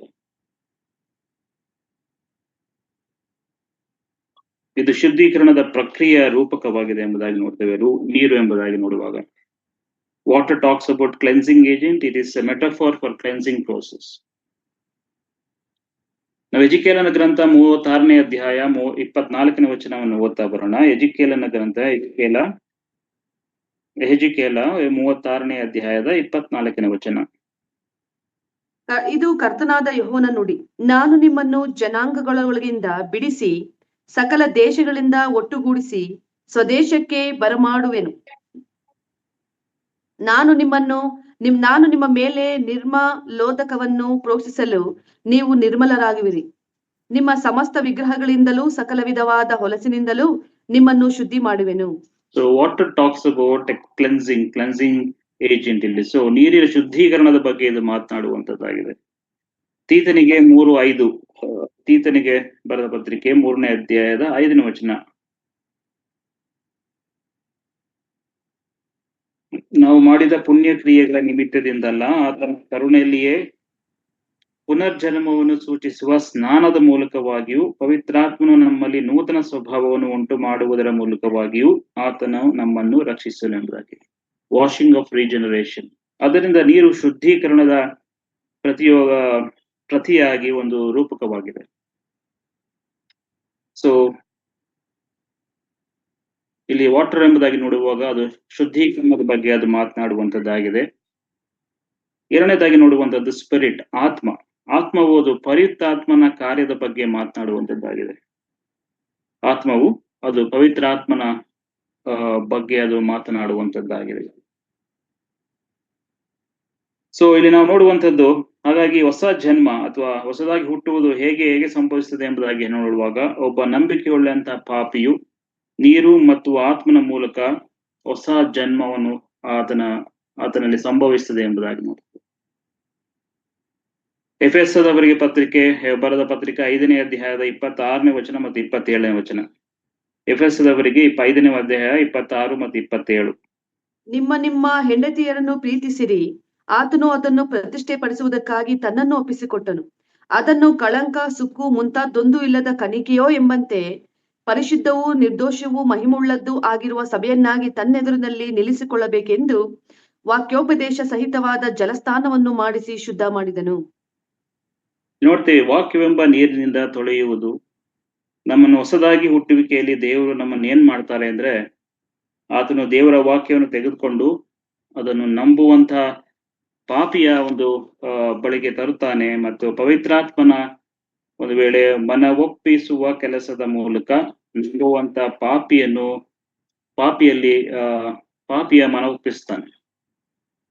ಸೊ ದೇವರು ಪವಿತ್ರಾತ್ಮನು ದೇವರ ವಾಕ್ಯವನ್ನು ಪಾಪಿನ ಮನಸ್ಸಿಗೆ ತರ್ತಾರೆ. ಆ ಪಾಪಿಗೆ ಅವನ ಪಾಪದ ಬಗ್ಗೆ ಮನವರಿಕೆ ಮಾಡಿಕೊಡ್ತಾರೆ ಮತ್ತು ಆ ಪಾಪಿ ತನ್ನ ರಕ್ಷಣೆಗಾಗಿ ರಕ್ಷಕನಿಂದ ಸಹಾಯವನ್ನು ಮೊರೆ ಇಡುವಂತೆ ಮಾಡ್ತಾರೆ. ಇದರಿಂದ ಪಾಪಿಯು ಆತನ ಪಾಪ ಪ್ರಜ್ಞೆಗೆ ಬಂದು ಪಾಪದ ಶಿಕ್ಷೆಯಿಂದ ರಕ್ಷಿಸಲ್ಪಡ್ಲಿಕ್ಕೆ ಸಹಾಯಕ್ಕಾಗಿ ಕರ್ತನಲ್ಲಿ ಮೊರೆ ಇಡುವಂತದ್ದಾಗಿದೆ. ಇದು ಹೊಸ ಹುಟ್ಟುವುದರ ಪ್ರಕ್ರಿಯೆ. ಸೊ ಇವೆಲ್ಲವನ್ನು ತರುವಂತ ಒಂದು ದೇವರ ಆತ್ಮ, ನೀರು ಮತ್ತೆ ಆತ್ಮ. ಇದು ಹೇಗೆ ಹೊಸದಾಗಿ ಹುಟ್ಟುತ್ತೇವೆ ಎಂಬುದಾಗಿ ನೋಡುವಾಗ ಮೊದಲದಾಗಿ ಮೂರನೇ ವಚನದಲ್ಲಿ ನಾವು 3ನೇ ಅಧ್ಯಾಯದ 3ನೇ ವಚನದಲ್ಲಿ ನೋಡ್ತಾ ಬಂದ್ವಿ. ಒಂದು ಸಂಗತಿ ಮೇಲಿನಿಂದ ಬಂದಂಥದ್ದು, ದೇವರು ಕೊಡುವಂಥದ್ದು. ಮತ್ತೆ ಎರಡನೇ ಸಂಗತಿ 5ನೇ ವಚನದಲ್ಲಿ ನೀರು ಮತ್ತೆ ಆತ್ಮನಿಂದ ಅದು ಉಂಟಾಗ್ತದೆ ಎಂಬುದಾಗಿ, ಹೊಸದಾಗಿ ಹುಟ್ಟುವುದು ಎಂಬುದಾಗಿ. ಹೊಸದ ಜನ್ಮ ದೇವರಿಂದ ಸಂಭವಿಸ್ತದೆ. ನೀರು ದೇವರ ವಾಕ್ಯದ ಬಗ್ಗೆ ಮಾತನಾಡ್ತದೆ, ಮತ್ತೆ ಅದು ಶುದ್ಧೀಕರಣದ ಪ್ರಕ್ರಿಯೆ ಆಗಿದೆ. ಆತ್ಮವು ತ್ರೈಕದಲ್ಲಿ 3ನೇ ದೈವಿಕ ವ್ಯಕ್ತಿಯಾದಂತಹ ಪವಿತ್ರಾತ್ಮನ ಬಗ್ಗೆ ಅದು ಮಾತನಾಡುವಂತದ್ದಾಗಿದೆ. ಈ ಪವಿತ್ರಾತ್ಮ ದೇವರು ವಾಕ್ಯವನ್ನು ಪಾಪಿಯ ಮನಸ್ಸಿಗೆ ತರ್ತಾರೆ ಮತ್ತು ಪಾಪಿಗೆ ಅವನ ಪಾಪದ ಬಗ್ಗೆ ಮನವರಿಕೆ ಮಾಡಿಕೊಡ್ತಾರೆ ಮತ್ತು ಆ ಪಾಪಿ ತನ್ನ ರಕ್ಷಣೆಗಾಗಿ ರಕ್ಷಕನಿಂದ ಸಹಾಯಕ್ಕಾಗಿ ದೇವರಲ್ಲಿ ಮೊರೆ ಇಡುವಂತೆ ಮಾಡ್ತಾರೆ. ಇದು ಹೊಸದಾಗಿ ಹುಟ್ಟಿರುವಂತ ಒಂದು ಪ್ರಕ್ರಿಯೆ. ಇದನ್ನು ಹೊಸದಾಗಿ ಹುಟ್ಟುವುದು ಎಂಬುದಾಗಿ ಕರೆಯಲಾಗ್ತದೆ. So this is a process. ಈ ಒಂದು ಅನುಭವ ಪ್ರತಿಯೊಬ್ಬ ರಕ್ಷಿಸಲ್ಪಟ್ಟಂತ ವ್ಯಕ್ತಿಗೆ ಇರಬೇಕು. ಹೊಸದಾಗಿ ಹುಟ್ಟಿದ್ದೇನೆ ಎಂದುಕೊಳ್ಳುವಂತಹ ವ್ಯಕ್ತಿ ರೋಗದಲ್ಲಿ ಆತನ ಇರುವಂತವನಾಗಿರ್ತಾನೆ. ಹಾಗಾದ್ರೆ ಹೊಸದಾಗಿ ಹುಟ್ಟುವುದರ ಗುಣಲಕ್ಷಣಗಳೇನು? ಇಂತಹ ವ್ಯಕ್ತಿಗೆ ಹೊಸದಾಗಿ ಹುಟ್ಟಿದ್ದಾನೆ ಎಂಬಂತ ನಾವು ಹೇಗೆ ಹೇಳಲಿಕ್ಕೆ ಸಾಧ್ಯ? ನೋಡೋಣ. ಹೊಸ ಜನನದ ಗುಣಲಕ್ಷಣಗಳೇನು ಎಂಬುದಾಗಿ ಕೊನೆಯದಾಗಿ ನಾನು ಇದನ್ನು ಹೇಳಿ ಮುಗಿಸ್ತೇನೆ. ಇಲ್ಲಿ ನಾವು 4 ಸಂಗತಿಗಳನ್ನು ಓದ್ತೇವೆ. ಹೊಸದಾಗಿ ಹುಟ್ಟುವಂತಹದ್ದು, ಹೊಸ ಜನರಿಗೆ ಸಂಬಂಧಿಸಿದಂತೆ 4 ವಿಷಯಗಳನ್ನು ನೋಡ್ತಾ ಬರ್ತವೆ. ನ್ಯೂ ಬರ್ತ್ ಈಸ್ ಅನ್ಸಿಯಬಲ್ ಎಂಬುದಾಗಿ ಇಲ್ಲಿ ನಾವು ಹೊಸ ಜನ್ಮಕ್ಕೆ ಸಂಬಂಧಿಸಿದಂತೆ 4 ವಿಷಯಗಳು ನೋಡ್ತೇವೆ. ಏನಾಗ್ತದೆ ಎಂಬುದಾಗಿ ನೋಡುವಾಗ ಹೊಸದಾಗಿ ಹುಟ್ಟಿದವರು ಎಂಬಂತ ಗುಣಲಕ್ಷಣಗಳೇನು, ಅದಕ್ಕೆ ಇರುವಂತ ಗುಣಲಕ್ಷಣಗಳೇನು ಎಂಬುದಾಗಿ ನೋಡುವಾಗ ಹೊಸ ಜನನ ಅದು ಕಾಣುವುದಿಲ್ಲ ಎಂಬುದಾಗಿ ನೋಡುವುದು. ಸೊ ದೈಹಿಕ ಒಂದು ಜನನ ಆಗುವಂತ ಆಧ್ಯಾತ್ಮಿಕ ಜನನವು ಕಾಣುವುದಿಲ್ಲ. ಹಾಗಾಗಿ ಹೊಸದಾಗಿ ಹುಟ್ಟುವುದು ಹೇಗೆ ಅಥವಾ ಹೇಗೆ ಹುಟ್ಟುತ್ತಾರೆ ಎಂಬುದಾಗಿ ನೀನು ಮತ್ತೆ ನಾನು ನೋಡ್ಲಕ್ಕಾಗಲ್ಲ. ದೈಹಿಕ ಒಂದು ಜನನದಂತೆ ಆಧ್ಯಾತ್ಮಿಕ ಒಂದು ಹುಟ್ಟುವಿಕೆ ಅಥವಾ ಜನನ, ಹೊಸದಾಗಿ ಹುಟ್ಟುವಂತ ಒಂದು ಪ್ರಕ್ರಿಯೆಯನ್ನು ನೋಡ್ಲಿಕ್ಕೆ ಸಾಧ್ಯ ಇಲ್ಲ. ನಂಬಿಕೆಯುಳ್ಳ ಪಾಪಿಯಲ್ಲಿ ಅದು ಹೇಗೆ ಸಂಭವಿಸ್ತದೆ ಎಂಬುದನ್ನು ನಾವು ನೋಡ್ಲಿಕ್ಕೆ ಆಗುವುದಿಲ್ಲ. ಆದ್ರೆ ನಾವು ಏನ್ ನೋಡಬಹುದು ಎಂಬುದಾಗಿ ನೋಡುವಾಗ ಅದರ ಪರಿಣಾಮಗಳು, ಆತನಲ್ಲಿ ಉಂಟಾಗುವಂತ ಬದಲಾವಣೆಗಳು ಅಥವಾ ಪರಿಣಾಮಗಳನ್ನು ನಾವು ನೋಡ್ಲಿಕ್ಕೆ ಸಾಧ್ಯ. ಉದಾಹರಣೆಗೆ ನಾವು ಗಾಳಿಯನ್ನು ನೋಡ್ಲಿಕ್ಕೆ ಸಾಧ್ಯ ಇಲ್ಲ. ನೀವು ಗಾಳಿಯನ್ನು ನೋಡ್ಲಿಕ್ಕೆ ಸಾಧ್ಯ ಆಗ್ತದೆ? ಖಂಡಿತ ಸಾಧ್ಯ ಇಲ್ಲ. ಆದ್ರೆ you can see the effects of air. ಅಂದ್ರೆ ಗಾಳಿ ಬೀಸುವಾಗ ಮರ ಗಿಡಗಳ ಎಲೆಗಳು ಉದುರ್ತವೆ ಅಥವಾ ಅದರ ಕೊಂಬೆಗಳು ಅಲಗಾಡ್ತವೆ. ಈ ರೀತಿಯಾಗಿ ಅದರ ಒಂದು ಎಫೆಕ್ಟ್ಸ್ ಗಳು ನಾವು ನೋಡಬಹುದು. ಆದ್ರೆ ನಾವು ಗಾಳಿಯನ್ನು ನೋಡ್ಲಿಕ್ಕೆ ಸಾಧ್ಯವಿಲ್ಲ. ಅದೇ ರೀತಿ ಹೊಸದಾಗಿ ಹುಟ್ಟಿದ ನಂತರ ಅನುಭವ, ಹೊಸದಾಗಿ ಹುಟ್ಟಿದ್ದಾರೆ ಎಂಬುದಾಗಿ ಹೇಳುವಾಗ ಅದೇ ರೀತಿಯಲ್ಲಿ ಆಧ್ಯಾತ್ಮಿಕ ಜನನ ನೋಡಲು ಸಾಧ್ಯವಿಲ್ಲ. ಈ ಒಂದು ಆಧ್ಯಾತ್ಮಿಕವಾದಂತಹ ಹುಟ್ಟುವಿಕೆ ಅದನ್ನು ನೀವು ನೋಡ್ಲಿಕ್ಕೆ ಸಾಧ್ಯ ಇಲ್ಲ. ಆದ್ರೆ ಆಧ್ಯಾತ್ಮಿಕ ಜನನದ ಪರಿಣಾಮಗಳನ್ನು ನೀವು ನೋಡಬಹುದು. ಅದರ ಪರಿಣಾಮಗಳನ್ನು ನೀವು ನೋಡ್ಲಿಕ್ಕೆ ಸಾಧ್ಯತೆ ಉಂಟು. ಯೇಸುಸ್ವಾಮಿ ಅದರ ಬಗ್ಗೆ ಹೇಳ್ತಾರೆ. ನನ್ನೊಡನೆ ಬನ್ನಿ, ಯೋಹಾನನ ಬರೆದ ಸುವಾರ್ತೆ 3ನೇ ಅಧ್ಯಾಯ 8ನೇ ವಚನದಲ್ಲಿ ನಾವು ಓದಿದಂತ ವಾಕ್ಯ ಭಾಗದಲ್ಲಿ 3ನೇ ಅಧ್ಯಾಯ 8ನೇ ವಚನದಲ್ಲಿ ಸ್ವಾಮಿ ಹೇಳುವಂತದ್ದು ಈ ಮಾತನ್ನೇ. ಗಾಳಿಯು ಮನಸ್ಸು ಬಂದ ಕಡೆ ಬೀಸುತ್ತದೆ, ಅದರ ಸಪ್ಪಳವನ್ನು ಕೇಳುತ್ತಿ, ಆದರೆ ಅದು ಎಲ್ಲಿಂದ ಬರುತ್ತದೋ ಎಲ್ಲಿಗೆ ಹೋಗುತ್ತದೋ ನಿನಗೆ ತಿಳಿಯದು. ಆತ್ಮನಿಂದ ಹುಟ್ಟಿದವರೆಲ್ಲರೂ ಅದರಂತೆಯೇ ಅಂದನು. ಪರಿಶುದ್ಧಾತ್ಮನಿಂದ ಹುಟ್ಟಿದವರೆಲ್ಲರೂ ಈ ತರ ಅಂತಾರೆ. ಯಾರಿಗೂ ಅದು ಕಾಣಿಸೋದಿಲ್ಲ, ಆದ್ರೆ ಅದರ ಎಫೆಕ್ಟ್ ಮಾತ್ರ ನಿಮ್ಗೆ ಗೊತ್ತಾಗ್ತದೆ. ಎರಡನೇದಾಗಿ ಹೊಸದಾಗಿ ಹುಟ್ಟಿದವರಿಗೆ ಇನ್ನೊಂದು ಗುಣಲಕ್ಷಣ ಏನೆಂಬುದಾಗಿ ನೋಡುವಾಗ ಅದು ಒಂದು ಅನಿರೀಕ್ಷಿತ, ಹೊಸ ಜನನ ಅನಿರೀಕ್ಷಿತ. New birth is unpredictable.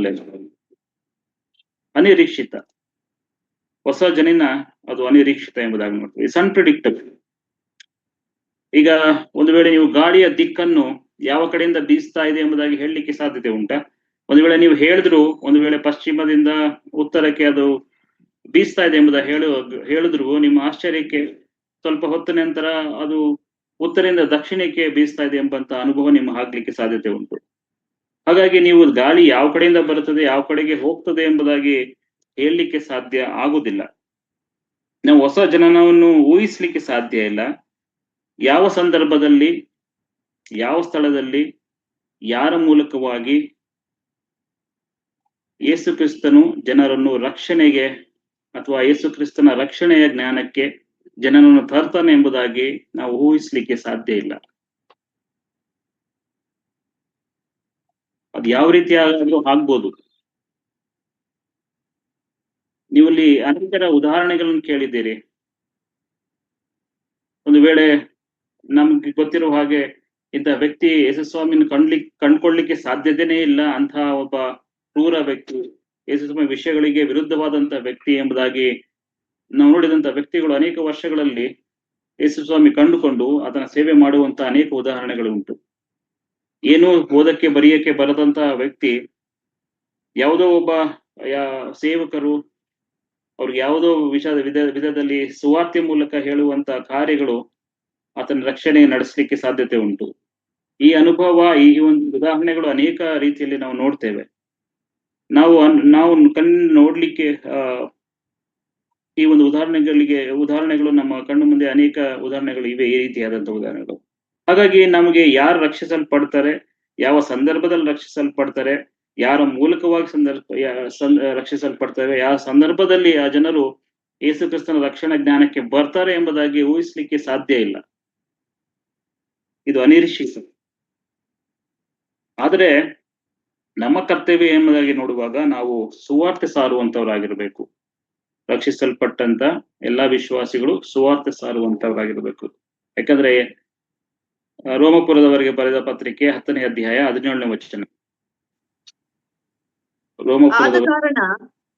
ಆದ ಕಾರಣ ಸಾರಿದ ವಾರ್ತೆಯು ನಂಬಿಕೆಗೆ ಆಧಾರ, ಆ ವಾರ್ತೆಗೆ ಕ್ರಿಸ್ತನ ವಾಕ್ಯವೇ ಆಧಾರ.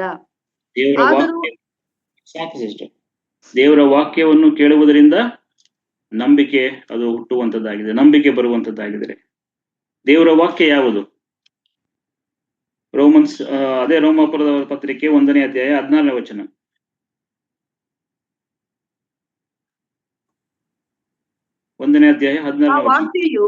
ಆ ಸುವಾರ್ತೆಯು ದೇವರ ಬಲ ಸ್ವರೂಪವಾಗಿದ್ದು ಮೊದಲು ಯಹೂದ್ಯರಿಗೆ, ಆಮೇಲೆ ಗ್ರೀಕರಿಗೆ, ಅಂತೂ ನಂಬುವವರೆಲ್ಲರಿಗೂ ರಕ್ಷಣೆ ಉಂಟು ಮಾಡುವಂತದ್ದಾಗಿದೆ. ವಾಕ್ಯವು ರಕ್ಷಣೆಯನ್ನು ಉಂಟು ಮಾಡುವಂತದ್ದಾಗಿದೆ. ಹಾಗಾಗಿ ಪ್ರತಿಯೊಬ್ಬ ವಿಶ್ವಾಸಿಯು ದೇವರ ವಾಕ್ಯವನ್ನು ಸಾರುವಂತವನಾಗಿರ್ಬೇಕು. ಸುವಾರ್ತೆ ನಾವು ಯಾವಾಗಲೂ ಸಾರುವಂತವರಾಗಿರ್ಬೇಕು. ದೇವರು ತನ್ನದೇ ಆದ ಸಮಯದಲ್ಲಿ, ದೇವರು ತನ್ನದೇ ಆದಂತಹ ಯೋಜನೆಯಲ್ಲಿ ಜನರನ್ನು ರಕ್ಷಣೆಯ ಮಾರ್ಗಕ್ಕೆ ನಡೆಸುವಂತವನಾಗಿದ್ದಾನೆ. ರಕ್ಷಿಸಲ್ಪಡುವಂತಹದ್ದು, ರಕ್ಷಣೆಯ ಕಾರ್ಯ ಅದು ದೇವರು ಮಾಡುವಂಥದ್ದು. ನಾನು ನೀನು ಮಾಡುವಂಥದ್ದು ಸುವಾರ್ತೆಯನ್ನು ಸಾರಬೇಕು. ಯಾರು ಯಾವಾಗ ದೇವರ ಬಳಿಗೆ ಬರ್ತಾರೆ, ದೇವರನ್ನು ಕಂಡುಕೊಳ್ಳುತ್ತಾರೆ, ಅದನ್ನು ನಾನು ಮತ್ತೆ ನೀವು ಊಹಿಸಲಿಕ್ಕೆ ಸಾಧ್ಯತೆ ಇಲ್ಲ. ದಿನನಿತ್ಯದ ಜೀವಿತದಲ್ಲಿ ನಮ್ಮ ದಾರಿಯಲ್ಲಿ ಬರುವಂತ ಎಲ್ಲಾ ಜನರಿಗೂ ಸುವಾರ್ತೆಯನ್ನು ಸಾರುವುದು ನಮ್ಮ ಕರ್ತವ್ಯ. ಆಸ್ ವಿ ಲಿವ್ ಟುಡೇ, ಈ ದಿನದಲ್ಲಿ ನಮ್ಮ ಜೀವಿತದಲ್ಲಿ ಬರುವಂತ ಎಲ್ಲಾ ವ್ಯಕ್ತಿಗಳು, ಪ್ರತಿಯೊಬ್ಬರಿಗೂ ನಾವು ಸುವಾರ್ತೆಯನ್ನು ಸಾರುವಂಥದ್ದು ನಮ್ಮ ಕರ್ತವ್ಯ. Don't know when this people will come to God. ಆದ್ರೆ ಸುವಾರ್ತೆಯನ್ನು ಸಾರುವುದು ನಮ್ಮ ಕರ್ತವ್ಯ. ಅದಕ್ಕೆ ಹೇಳೋದು, ನ್ಯೂ ಬರ್ತ್ ಇಸ್ ಅನ್ಪ್ರೆಡಿಕ್ಟಬಲ್. ಯಾರು ಯಾವಾಗ ಯಾವ ಸಂದರ್ಭದಲ್ಲಿ ಎಲ್ಲಿ ಕರ್ತನಾದ ಯೇಸು ಕ್ರಿಸ್ತನ ರಕ್ಷಣಾ ಜ್ಞಾನಕ್ಕೆ ಬರ್ತಾರೆ ಎಂಬುದಾಗಿ ತಿಳಿಸ್ಲಿಕ್ಕೆ ಸಾಧ್ಯತೆ ಇಲ್ಲ. ಅದೇ ತಿಳಿಸಬೇಕಾದ್ರೆ ಅವ್ರಿಗೆ ಏನ್ ಗೊತ್ತಿರಬೇಕು? ದೇವರ ವಾಕ್ಯ ಗೊತ್ತಿರಬೇಕು. ಅದನ್ನು ತಿಳಿಸಪಡುವಂತ ಕರ್ತವ್ಯ ರಕ್ಷಿಸಲ್ಪಟ್ಟಂತ ಪ್ರತಿಯೊಬ್ಬರ ಕರ್ತವ್ಯವಾಗಿದೆ. ದಿನನಿತ್ಯದ ಜೀವಿತದಲ್ಲಿ ನಮ್ಮ ದಾರಿಯಲ್ಲಿ ಬರುವಂತ ಎಲ್ಲಾ ಜನರಿಗೂ ಸುವಾರ್ತೆ ಸಾರುವುದು ನಮ್ಮ ಕರ್ತವ್ಯ. ಯಾಕಂದ್ರೆ ಹೊಸ ಜೀವನವು ಅನಿರೀಕ್ಷಿತ, ಇಟ್ಸ್ ಅನ್ಪ್ರೆಡಿಕ್ಟಬಲ್. ಸೊ ಅದು ಎರಡನೇ ಗುಣಲಕ್ಷಣ ನ್ಯೂ ಬರ್ತ್ದು.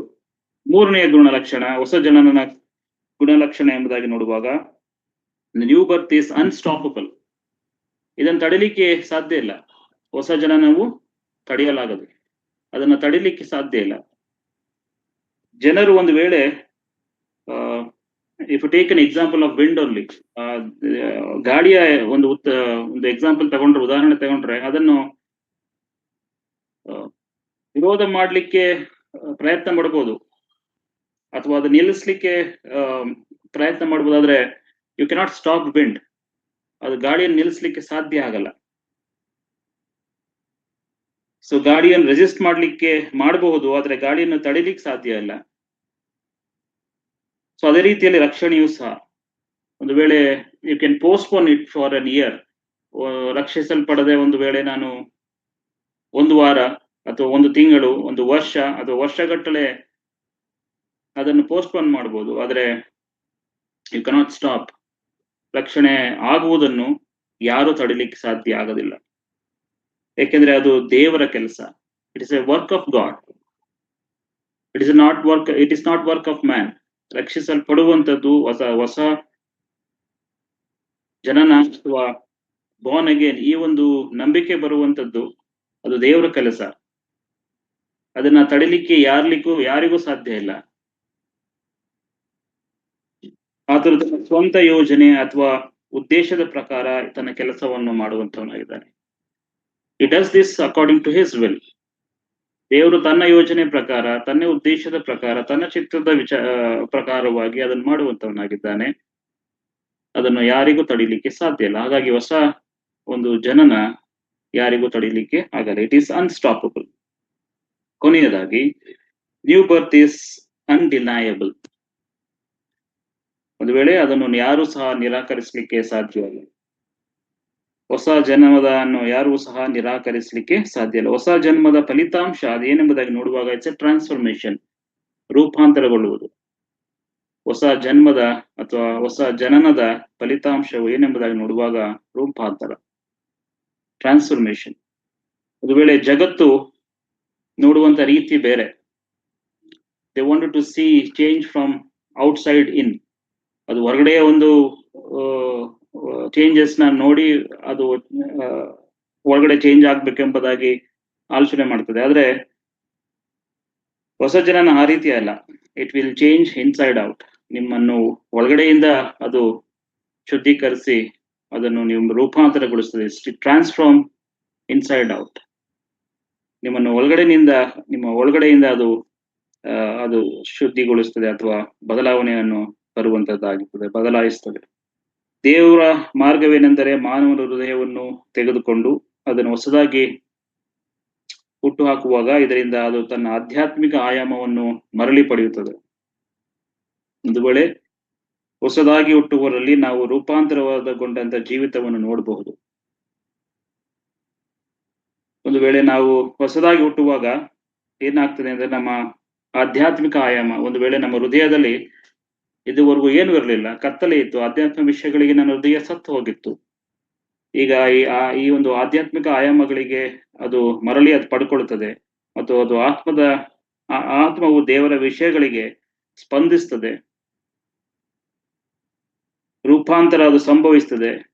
ಇದನ್ನು ನಿರಾಕರಿಸಲಿಕ್ಕೆ ಯಾರಿಗೂ ಸಾಧ್ಯವಿಲ್ಲ. You cannot deny it. ಹೊಸದಾಗಿ ಹುಟ್ಟಿದರಲ್ಲಿ ನಾವು ರೂಪಾಂತರಗೊಂಡಂತ ಜೀವಿತವನ್ನು ನೋಡಬಹುದು.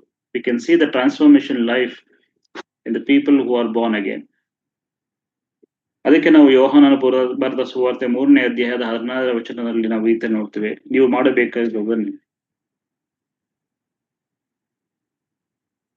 ಯೋಹಾನ ಬರೆದ ಸುವಾರ್ತೆ 3ನೇ ಅಧ್ಯಾಯದ 16ನೇ ವಚನ, ಲೋಕದ ಮೇಲೆ ಎಷ್ಟೋ ಪ್ರೀತಿಯನ್ನಿಟ್ಟು ತನ್ನ ಒಬ್ಬನೇ ಮಗನನ್ನು ಕೊಟ್ಟನು, ಅದನ್ನು ನಂಬುವನ ಒಬ್ಬನಾದರೂ ನಾಶವಾಗದೆ ಎಲ್ಲರೂ ನಿತ್ಯ ಜೀವನ ಪಡೆಯಬೇಕೆಂದು ಆತನನ್ನು ಕೊಟ್ಟನು ಎಂಬುದಾಗಿ. ಈ ಮೂಲಕವಾಗಿ ನಿಮಗೆ ರಕ್ಷಣೆ ಆಗ್ತದೆ.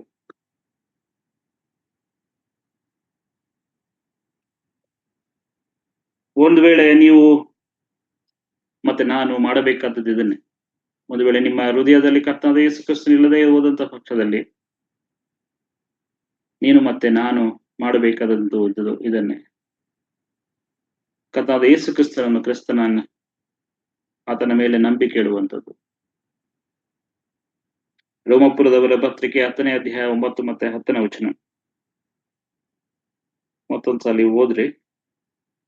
ರೋಮಪುರದವರಿಗೆ ಬರೆದ ಪತ್ರಿಕೆ 10ನೇ ಅಧ್ಯಾಯ 9-10. ಅದೇನೆಂದರೆ, ನೀನು ಯೇಸುವನ್ನೇ ಕರ್ತನೆಂದು ಬಾಯಿಂದ ಹರಕೆ ಮಾಡಿಕೊಂಡು ದೇವರು ಆತನನ್ನು ಸತ್ತವರೊಳಗಿಂದ ಎಬ್ಬಿಸಿದನೆಂದು ಹೃದಯದಿಂದ ನಂಬಿದರೆ ನಿನಗೆ ರಕ್ಷಣೆಯಾಗುವುದು ಎಂಬುದೇ. ಹೃದಯದಿಂದ ನಂಬುವುದರ ಮೂಲಕ ನೀತಿಯು ದೊರಕುತ್ತದೆ, ಬಾಯಿಂದ ಅರಿಕೆ ಮಾಡುವುದರ ಮೂಲಕ ರಕ್ಷಣೆಯಾಗುತ್ತದೆ.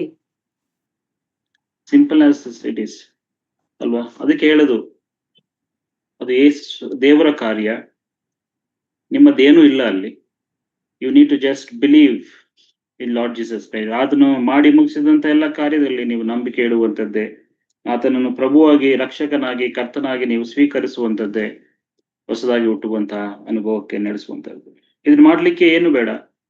You need to pray this small prayer saying that. ಒಂದು ಚಿಕ್ಕ ಪ್ರಾರ್ಥನೆಯನ್ನು ನೀವು ಮಾಡಬೇಕಷ್ಟೇ. ನೀವು ಮಾಡಬೇಕಾದದ್ದು ಈ ಸರಳ ಪ್ರಾರ್ಥನೆ. ಓ ಕರ್ತನೆಯಾದ ಯೇಸುವೆ, ನಾನು ಪಾಪಿಯಾಗಿ ಹುಟ್ಟಿದ್ದೆ, ಪಾಪಿಯಾಗಿ ಜೀವಿಸ್ತಾ ಇದ್ದೆ. ಪಾಪದ ಸಂಬಳ ಮರಣ. ನಾನು ಶಾಶ್ವತವಾದಂತ ಮರಣಕ್ಕೆ ಗುರಿಯಾಗಿದ್ದೆನು. ಆದರೆ ದೇವರು, ನೀವು ನಿಮ್ಮ ಮಗನಾದಂತ ಕರ್ತನಾದ ಯೇಸು ಕ್ರಿಸ್ತನನ್ನು ಈ ಲೋಕಕ್ಕೆ ಕಳಿಸಿಕೊಟ್ರಿ. ಕರ್ತನಾದ ಯೇಸುವೆ, ಈ ಲೋಕಕ್ಕೆ ಬಂದು ನನ್ನ ಪಾಪದ ಎಲ್ಲಾ ಶಿಕ್ಷೆಯನ್ನು ನಿಮ್ಮ ಮೇಲೆ ತೆಗೆದುಕೊಂಡಿದ್ದೀರಿ. ನನ್ನ ಎಲ್ಲಾ ಶಿಕ್ಷೆಯನ್ನು ನಿಮ್ಮ ಮೇಲೆ ತೆಗೆದುಕೊಂಡ್ರಿ. ಇಂದು ನಾನು ನಿಮ್ಮನ್ನು ನಂಬ್ತೇನೆ. ದಯಮಾಡಿ ನನ್ನ ಪಾಪಗಳನ್ನು ಕ್ಷಮಿಸಿರಿ, ನನ್ನನ್ನು ನಿಮ್ಮ ಮಗನಾಗಿ ಸ್ವೀಕರಿಸಿರಿ ಎಂಬುದಾಗಿಯೂ. ಇಂದಿನಿಂದ ನಾನು ನಿಮ್ಮ ಮಗನಾಗಿರ್ತೇನೆ. ನಾನು ನಿಮ್ಮನ್ನು ಆರಾಧಿಸ್ತೇನೆ, ನಾನು ನಿಮ್ಮನ್ನು ಅನುಸರಿಸ್ತೇನೆ, ಹಿಂಬಾಲಿಸ್ತೇನೆ, ನಾನು ನಿಮ್ಮನ್ನು ಪ್ರೀತಿಸ್ತೇನೆ, ನಾನು ನಿಮ್ಮ ಸೇವಕನಾಗಿರ್ತೇನೆ ಎಂಬುದಾಗಿ ನೀವು ಈ ಒಂದು ಚಿಕ್ಕ ಸರಳ ಪ್ರಾರ್ಥನೆ ನಿಮ್ಮ ಹೃದಯದಲ್ಲಿ ಮಾಡುವುದಾದರೆ ನಿಮ್ಮ ಹೊಸ ಜನನದ ಪ್ರಾರಂಭವಾಗ್ತದೆ, ನಿಮ್ಮ ರಕ್ಷಣೆಯ ಪ್ರಾರಂಭವಾಗ್ತದೆ. ಒಂದು ವೇಳೆ ಹೊರಗೆ ತೋರಿಕೆಯಿಂದ ಅಲ್ಲ, ಧಾರ್ಮಿಕತೆಯಿಂದ ಅಲ್ಲ, ಹೊಸದಾಗಿ ಹುಟ್ಟಿರುವಂತ ಅನುಭವ ಹೃದಯದಲ್ಲಿ ಆಗ್ಬೇಕು. ಒಂದು ವೇಳೆ ಯೇಸು ಸ್ವಾಮಿ, ಈ ದಿನ ನನ್ನ ಹೃದಯ ಮತ್ತೆ ನಿನ್ನ ಹೃದಯ ನೋಡುವುದಾದರೆ ನಿಕೋದೇಮನ ಹೃದಯದಂತೆ ಆತ್ಮಿಕ ವಿಷಯಗಳಿಗೆ ಸತ್ತು ಹೋಗಿದ್ಯಾ ಅಥವಾ ಶೂನ್ಯ ರೀತಿಯಲ್ಲಿ ಇದೆಯಾ? ಏನೂ ಇಲ್ವಾ ನಿಮ್ಮ ಹೃದಯದಲ್ಲಿ ಆತ್ಮಿಕ ಸಂಗತಿಗಳು? ರೋಮಪುರದವರ ಪತ್ರಿಕೆ 10ನೇ ಅಧ್ಯಾಯ 9 ಮತ್ತು 10ನೇ ವಚನ ಸ್ವಾಮಿ ಹೇಳುವಂತದ್ದು. 3ನೇ ಅಧ್ಯಾಯದಲ್ಲಿ 3ನೇ ವಚನ ಮತ್ತು 5ನೇ ವಚನ, ಹೊಸದಾಗಿ ಹುಟ್ಟಿರುವುದರ ಹೊರತು ನೀವು ನಿತ್ಯ ಜೀವವನ್ನು ಹೊಂದಲಿಕ್ಕೆ ಸಾಧ್ಯತೆ ಇಲ್ಲ. ಇನ್ನೊಂದು ವಿಚಾರ, 17ನೇ ವಚನದ ನಂತರ, ಮೂರನೇ ಅಧ್ಯಾಯದ 17ನೇ ವಚನದ ನಂತರ ನಾವು ವಚನಗಳನ್ನು ಮುಂದೆ ಓದುವುದಾದರೆ, ನಂಬದೇ ಇರುವನಿಗೆ ಮರಣ, ನಂಬದೇ ಇರುವನಿಗೆ ಇವೆಲ್ಲ ಸತ್ಯವನ್ನು ತಿಳಿದುಕೊಂಡವನಾಗಿಯೂ ನಂಬದೇ ಇರುವವನಿಗೆ ಮರಣ, ದೇವರಿಂದ ಒಂದು ವೇಳೆ ಬೇರ್ಪಡುವಿಕೆ, ಅದನ್ನ ಏನಂತ ಕರಿತೀವಿ? ನರಕ ಎಂಬುದಾಗಿ. ಹಾಗಾಗಿ ಸ್ವರ್ಗಕ್ಕೆ ಹೋಗಲು, ಪರಲೋಕಕ್ಕೆ ಹೋಗಲು ಒಬ್ಬನು ಹೊಸದಾಗಿ ಹುಟ್ಟಬೇಕು. If you want to go to heaven, if you want to see heaven, you have to be born again. ನೀವು ಹೊಸದಾಗಿ ಹುಟ್ಟಿದರ ಹೊರತು ನೀವು ದೇವರ ರಾಜ್ಯವನ್ನು ಕಾಣಲಿಕ್ಕೆ ಸಾಧ್ಯ ಇಲ್ಲ. ಅದನ್ನೇ ನಾವು 3ನೇ ಅಧ್ಯಾಯದ 3ನೇ ವಚನದಲ್ಲಿ, 3ನೇ ಅಧ್ಯಾಯದ 5ನೇ ವಚನದಲ್ಲಿ ನಾವು ಓದುವಂತನಾಗಿದ್ದೇವೆ.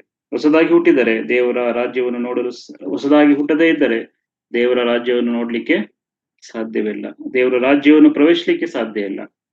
ಒಂದು ವೇಳೆ ದೇವರ ರಾಜ್ಯವನ್ನು ನೋಡಲು, ದೇವರ ರಾಜ್ಯವನ್ನು ಪ್ರವೇಶಿಸಲು, ಶಾಶ್ವತವಾದಂತ ಜೀವನ, ನಿತ್ಯ ಜೀವನ ಪಡೆದುಕೊಳ್ಳಲಿಕ್ಕೆ, ಅದನ್ನು ಆನಂದಿಸಲಿಕ್ಕೆ, ಸ್ವರ್ಗದಲ್ಲಿ ರಕ್ಷಕನೊಂದಿಗೆ ಶಾಶ್ವತವಾಗಿ ಇರಲಿಕ್ಕೆ ನೀವು ಹೊಸದಾಗಿ ಹುಟ್ಟಲೇಬೇಕು. You have to born again. ಹಾಗೆ ಮಾಡುವ ಹಾಗೆ ದೇವರು ಪ್ರತಿಯೊಬ್ಬರಿಗೂ ಸಹಾಯ ಮಾಡಲಿ. ದೇವರ ನಾಮಕ್ಕೆ ಸ್ತೋತ್ರವಾಗಲಿ. ಆಮೇನ್.